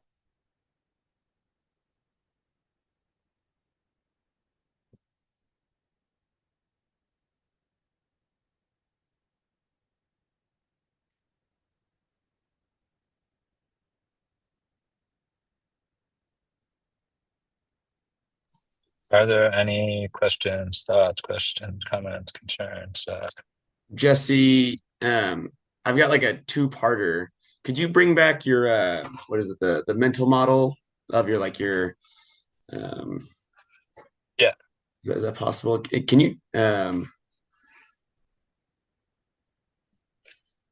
guess my question one was like, let's say if you drew a line and where your line started was like the start of like your semester of teaching, and where your line finishes is where your semester finishes. Is that like a U? Is it a straight line? Is it like a dots? They go Well, across. for how I navigate this, For how would you teach? Do you start in play, then go to challenge, or do you go around this way? Or I I think there's a couple ways to look at this. Like one would be like if you have a skill like a side flip or a double Kong, what would it take for you to be able to double Kong in the middle of tag? Like what move set do you move to when you're put under like an extreme situation? And like, can you bring things into that space? Can you add to that move set? That's can you really like naturalize this learning, or can you only side flip in a highly choreographed environment? And so that's one thing. Like, can we bring things from drill into play? And can we use exploration and challenge as a path to getting there? The other thing is like I do elements of all of these things in every session that I teach. I think that first of all, different students thrive in different environments, and I want to give every student a chance to both be in the environment that they really thrive in and also be in the environment that they're really challenged by every single session. So there are people that every time it's like, what can you do here? They are like stumped. And there are people that are like, I can't believe I'm going to do this like 100 times. And if I mess up, I have to start over. Like, and I think they both have something both to learn from each other, but for themselves, like to learn and continue. So I don't know if that answers. yeah, this past semesters we've got our what are called, like, for us it's like our travel team. It's like our 12 to 18-year-olds, and we finally had our 12-year-olds have like now are all 16. And this semester we started in like the I'd say an explorer side. Like every day we were like, it's a jam. Like we were so stoked, and we are like, the 16-year-olds can kind of lead. And then like we totally boffed it because our 12-year-olds were like, hell no, like this is awful. Like I can't, like I'm watching these kids do side flips and it's so intimidating. And we had to like really scale back and be like, we really just redesigned our stuff. Like, okay, we're just doing drills with our youngers in a way, because like we need to get like this base is what we felt, and then we could kind of unlock the play, which is a bummer because like I want them to also have that play. I don't know. I I would push back on that a little bit because I think the idea is that if they are competent enough, they will become confident in their movement and they can move. But we would love them to be able to like fail publicly, noodle on things, and see that the thing that they're working at is like the mental manifestation of the same process. We go out, we're training together, we're working on different things, and we're celebrating the wins that the different people are having as like culture of effort. Like we're this is about you facing a challenge that you're putting in front of yourself that is valuable to you. So like we have a private student. She's 7. She's being made fun of on the playground because she can't do a cartwheel. And like one part of that, like we are helping her do a cartwheel, and that's important. But the other part of that is like, how do we get her to the place where she can be out on that playground and not be so hung up on how she's comparing herself to other people and what their stories of her are, even if they are negative stories. And in this case, like she is actually being made fun of. Like it's not just like, oh, I think that like people don't like me. She is actually being made fun of. And like, can you like learn to like what is it? Like is it taking less seriously? Like is it understanding your uniqueness and shining in that way? I think there's different kind of ways to navigate, but I don't think that competence always gets people there. Sweet. Yeah. Thank you. Yeah. The account A's iPhone, you've had your hand raised for a while. I wasn't sure if that's because you have a question.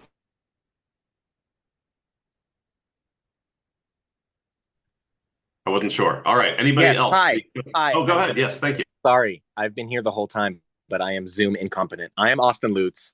Hello. I'm out of Denver. A lot of you may have met me. A lot of you may have not. I work through organization Apex Movement here in Denver. I've been teaching for like 12, 13 years or so. I specifically wanted to ask, this is for Jesse. If Max is still here, he can probably give me inputs on it too.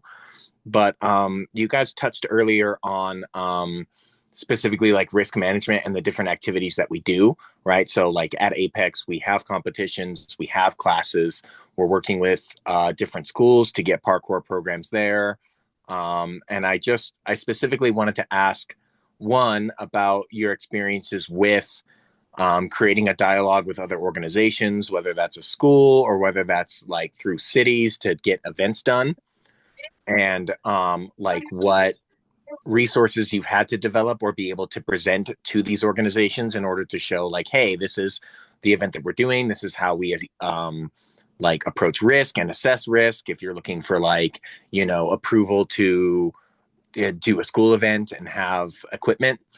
And I'm specifically asking one, if there's like a resource center that you guys have utilized or created for talking to these organizations, and two, I think specifically about like insurance purposes, especially because gyms tend to have such a like we have such a dispersed type of activity that we're asking for. So if we like talk to an insurance company and we're talking about how we assess risk and how we're like an exploration and play based learning environment, but then we're also like running competitions and things like that.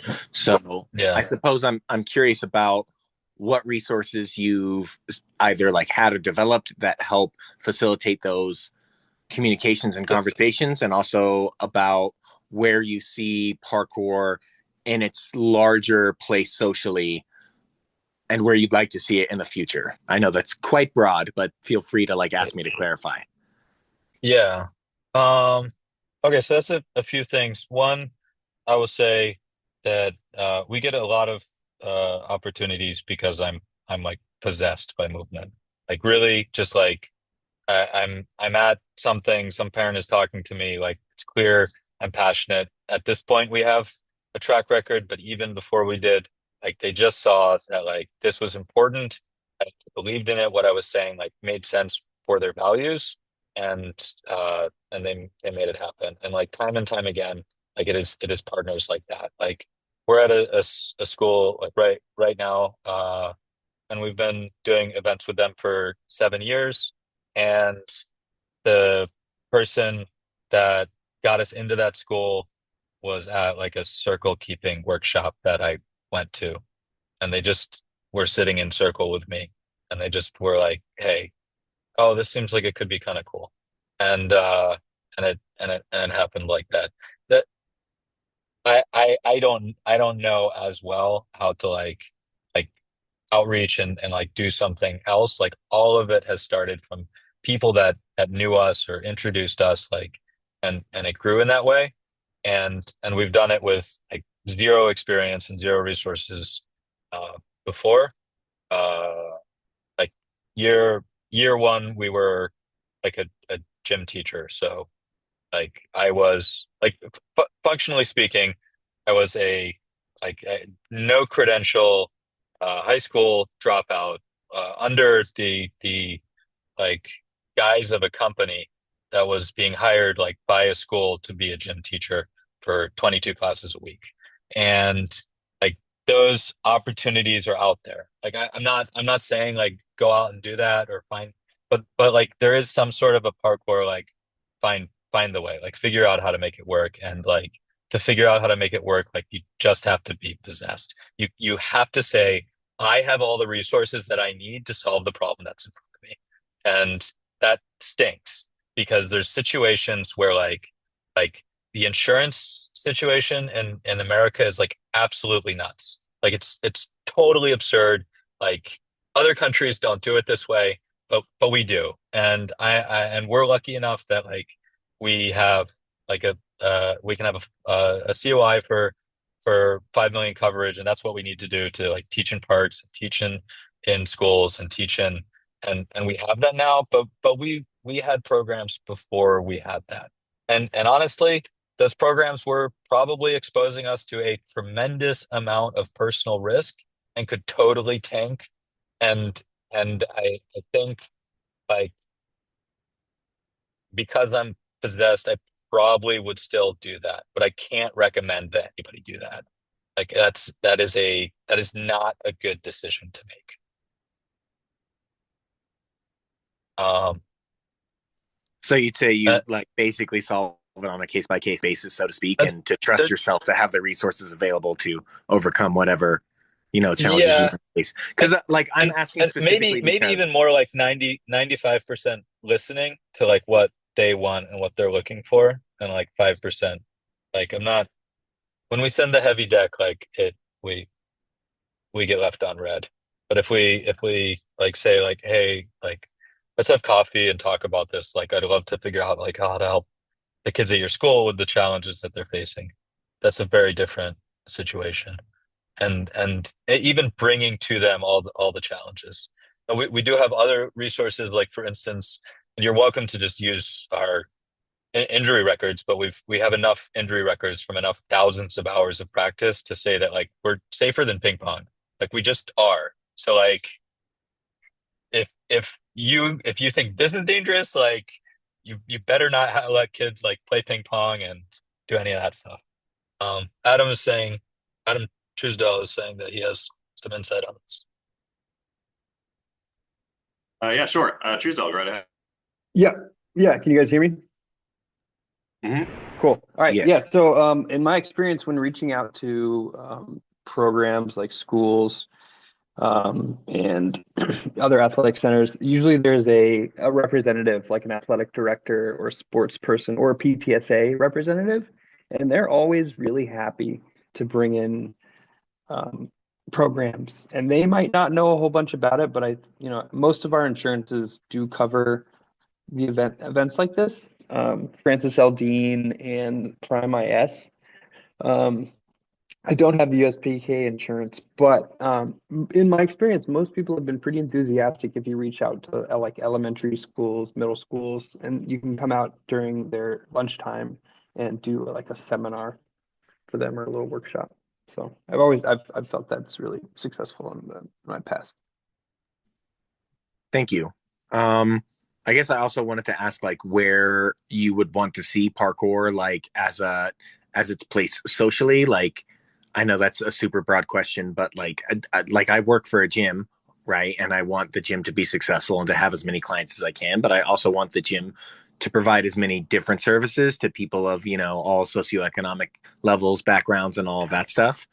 And I'm curious if you think that's something that, like, as an organization, you would like try to expand to, or you would like start another organization that works with, the specific gym space, and whether you guys have experience with, all of the other horrible things like insurance wanting to Yeah. communicate about those things. So And Jesse, so before you answer, and I do want you to answer, Jesse, but before you do, because these are getting to broad questions, I just want to kind of give everyone the yeah. sense that like this is kind of just an open floor now. And meaning, if you feel like you need to go, you can go. I think Jesse's concluded the specific topics that he's got, so yeah, we can kind of call the official topics to a close, but we definitely want to leave some time for people to hang out and chat and talk about things. So since we're kind of at that point anyway, I just wanted to kind of set the groundwork for that. I'll even say some numbers. Like we've been paid like 450 an hour, like to teach at public schools by the city.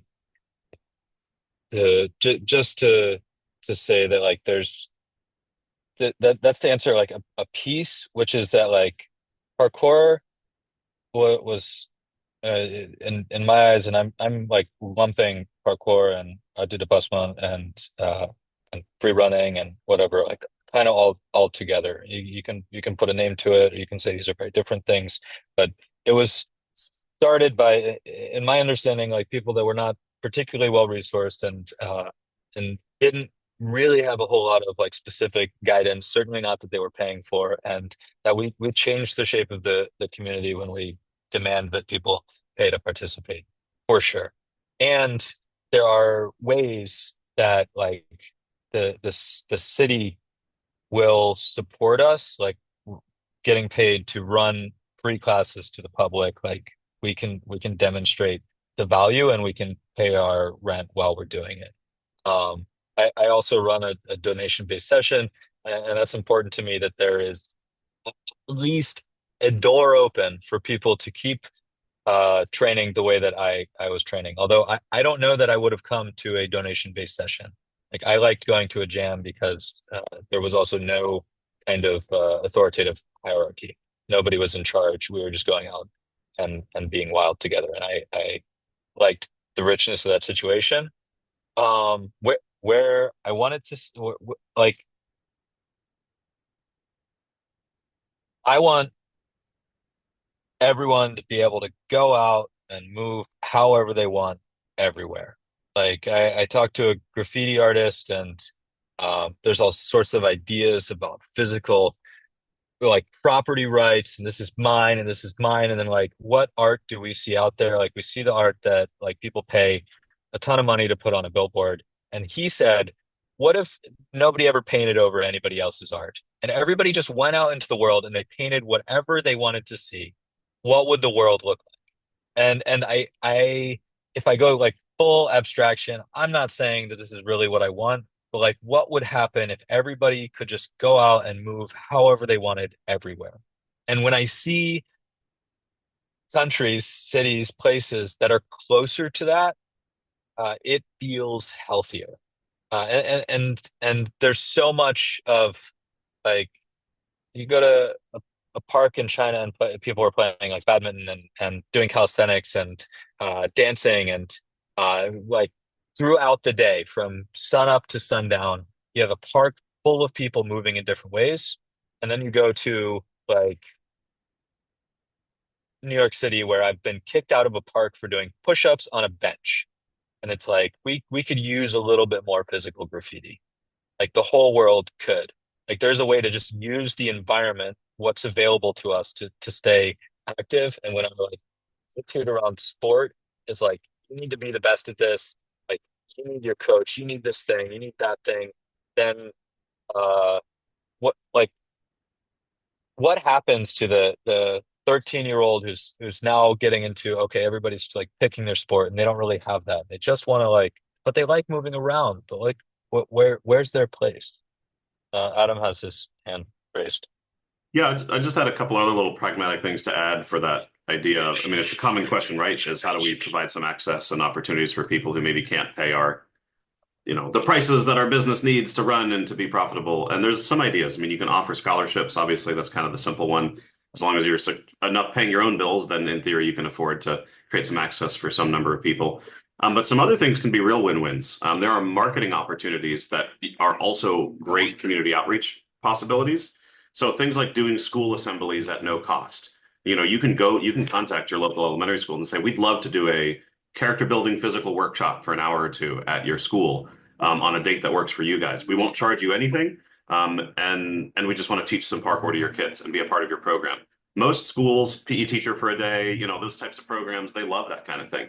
So you can go meet 1,000 kids, 200 kids, 500 kids, and teach them parkour. And you could do it a few times a year if you wanted to, at no cost or at little cost or just enough cost to pay your hourly folks, whatever that may be. And that's obviously great marketing for you. So you can even justify it if you're worried about, is this a good use of my resources? Another similar thing is community events. There are probably tons of community events near you. Vendors who pop up tables along sidewalks in parks somewhere, celebrating some kind of event or some sect of people. And you can be a part of those and say, hey, we want to provide an obstacle course where people going through the event can just come join our obstacle course. We'll have qualified coaches who will oversee it and supervise it. And you can do your thing. You can fulfill your mission and teach people about parkour. And again, it's marketing. So you can also hand out some flyers to people and help them know that you're in the community. So there are some sort of win-win ways that as a business, you can be in your community, not necessarily making money, not making it that there's a paywall for people to experience parkour or to get educated about it. But it's also a good use of your resources because you're exposing yourself to folks who maybe can get more involved. Yeah, I think that was kind of like my main point is that like I primarily want to get as many people to participate in whatever way they can while also, not stepping on toes of any other obligations that I might have to like my organization personally or, whatever. Insurance is a monster, but, whatever other parameters that a school or, a city official that has approved our, activity for this space might impose on the organization or on the activity. So thank you So guys. I guess like a question possibility would be like if you gave that as like an auditorium presentation or something with some physical performance and the kids weren't doing it at all because your insurance isn't going to cover parkour in their space, and then you offered them all a free trial at your gym and you'd love to have them come and you'd love to have them learn more.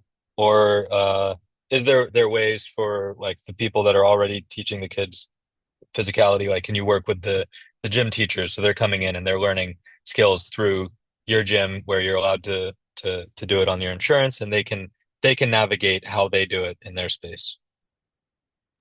Yeah, I think something that you said was probably the most valuable was like you need to listen, and if you're reaching out to someone, like figure out what needs that they have and what they're willing to do, and then be able to perform, like provide whatever service or whatever thing is, provides for their needs while also is useful for, your own personal goals. So Yeah. thank you. I love that. And like this is like there are some very hard working people that have carved out a life from this. This is a stupid business decision. Like we have to be honest about that. Like it can't like there's a parkour gym in the city that just kind of like removed a lot of their parkour equipment because like an empty space sells better than a space full of parkour. And that's and maybe unique to their space, but whatever. But like that is a real decision. Like there are easier ways to make a living than this. But but I know that like I mean you've been doing it so long. This is obviously so important to you. So that's what you lean on. You lean on this like this transformation that this has guided you through and how important this is and how you like deeply that this can change people's experience of reality. Does Yeah, anybody? Oh, I'm sorry. absolutely. Um, I was just being thankful. oh, well, great guys. I want to respect people's time and just kind of make one last call for any questions that anybody has for anybody that are worth the last few minutes we have in this call. So I'm just kind of leaving the floor wide open for anything that's top of.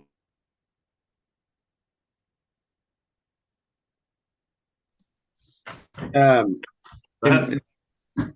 Go for it. No, no, no. I was going to like close. So if you have a question, so go send it.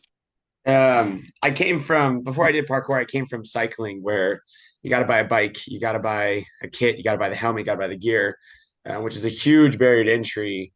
But the flip side of that was those companies sponsored a million people, and so like going pro in cycling was so easy because like there's just a million little revenues of streams. And like my understanding is like platforms or parkour has moved to like box basic because in some ways that's one of the best ways right now to be like a professional athlete is you teach. And like I wanted to ask Jesse, like the stuff that I'm seeing you do with like the cities and stuff, do you feel like that's maybe like a different type of path where it's like more municipality based than say like private sector based? Like is that you think a direction or Maybe I talked with Adam like this week. Like we're looking at a box right now, and I think that can create like a really nice foundation for us to support and have like a much more stable um, situation. Because right now, like we go to a lot of attractive, shiny things. Like we work through a lot of kind of difficult intangibilities. We solve interesting problems, and that's like very engaging.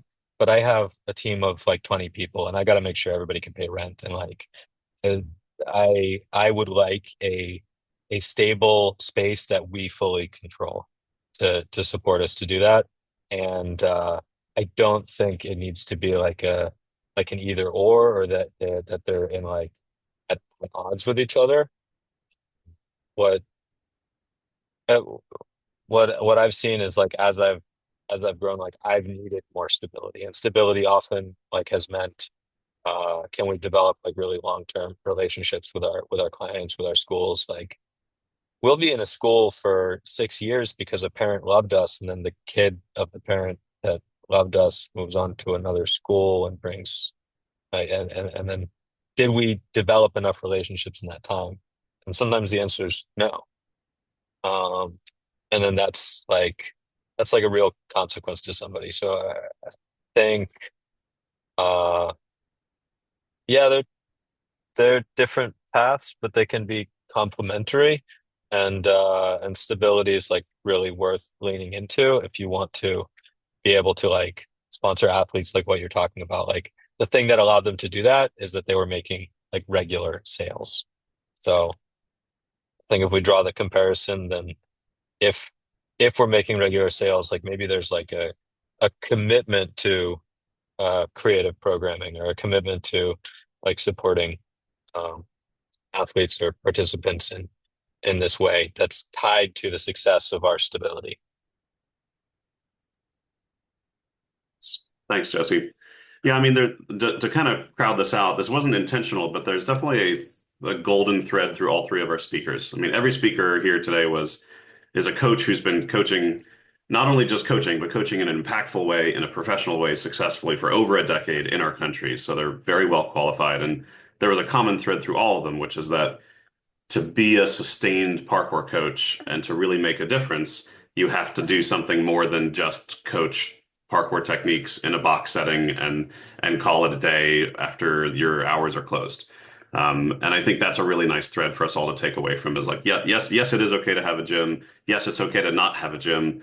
Yes, it's okay to teach parkour techniques. But also, if you want to be a little more if you want to impact your students in a long way, if you have a business that if you want to have a business that survives the trend of the local community or whatever short-term thing may be happening, then going deeper is really important and finding a way to coach deeper things and challenge your students in ways that make them more powerful people, not just like slightly more skilled physical movers, are ways that these people have found, successful. And if it's like the most important thing they thought of to tell you today when they had the floor, that really says something about how important it is to kind of go outside the box, to teach our kids to explore and to not just stay inside the four walls of our buildings forever and ever, teaching the pages of our curriculum and nothing more.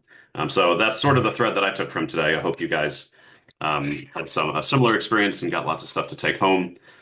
There will be a recording of this that'll be sent out to anyone who purchased a ticket online.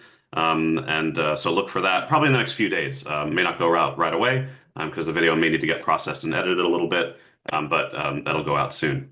But above all, I just want to say thank you to Max, who had to go like take care of a baby, and to Blake and to Jesse for being here today and sharing so much time with us. So thank you guys, and thank you everyone for participating. Those of you who bought a purchase ticket, it really helps. It's money that goes straight towards USPK and all the great things that USPK is doing. Those of you who didn't purchase a ticket, that's because you've already paid USPK because you're a member, which is also great. So thank you everybody for being a part of this community. Really appreciate it.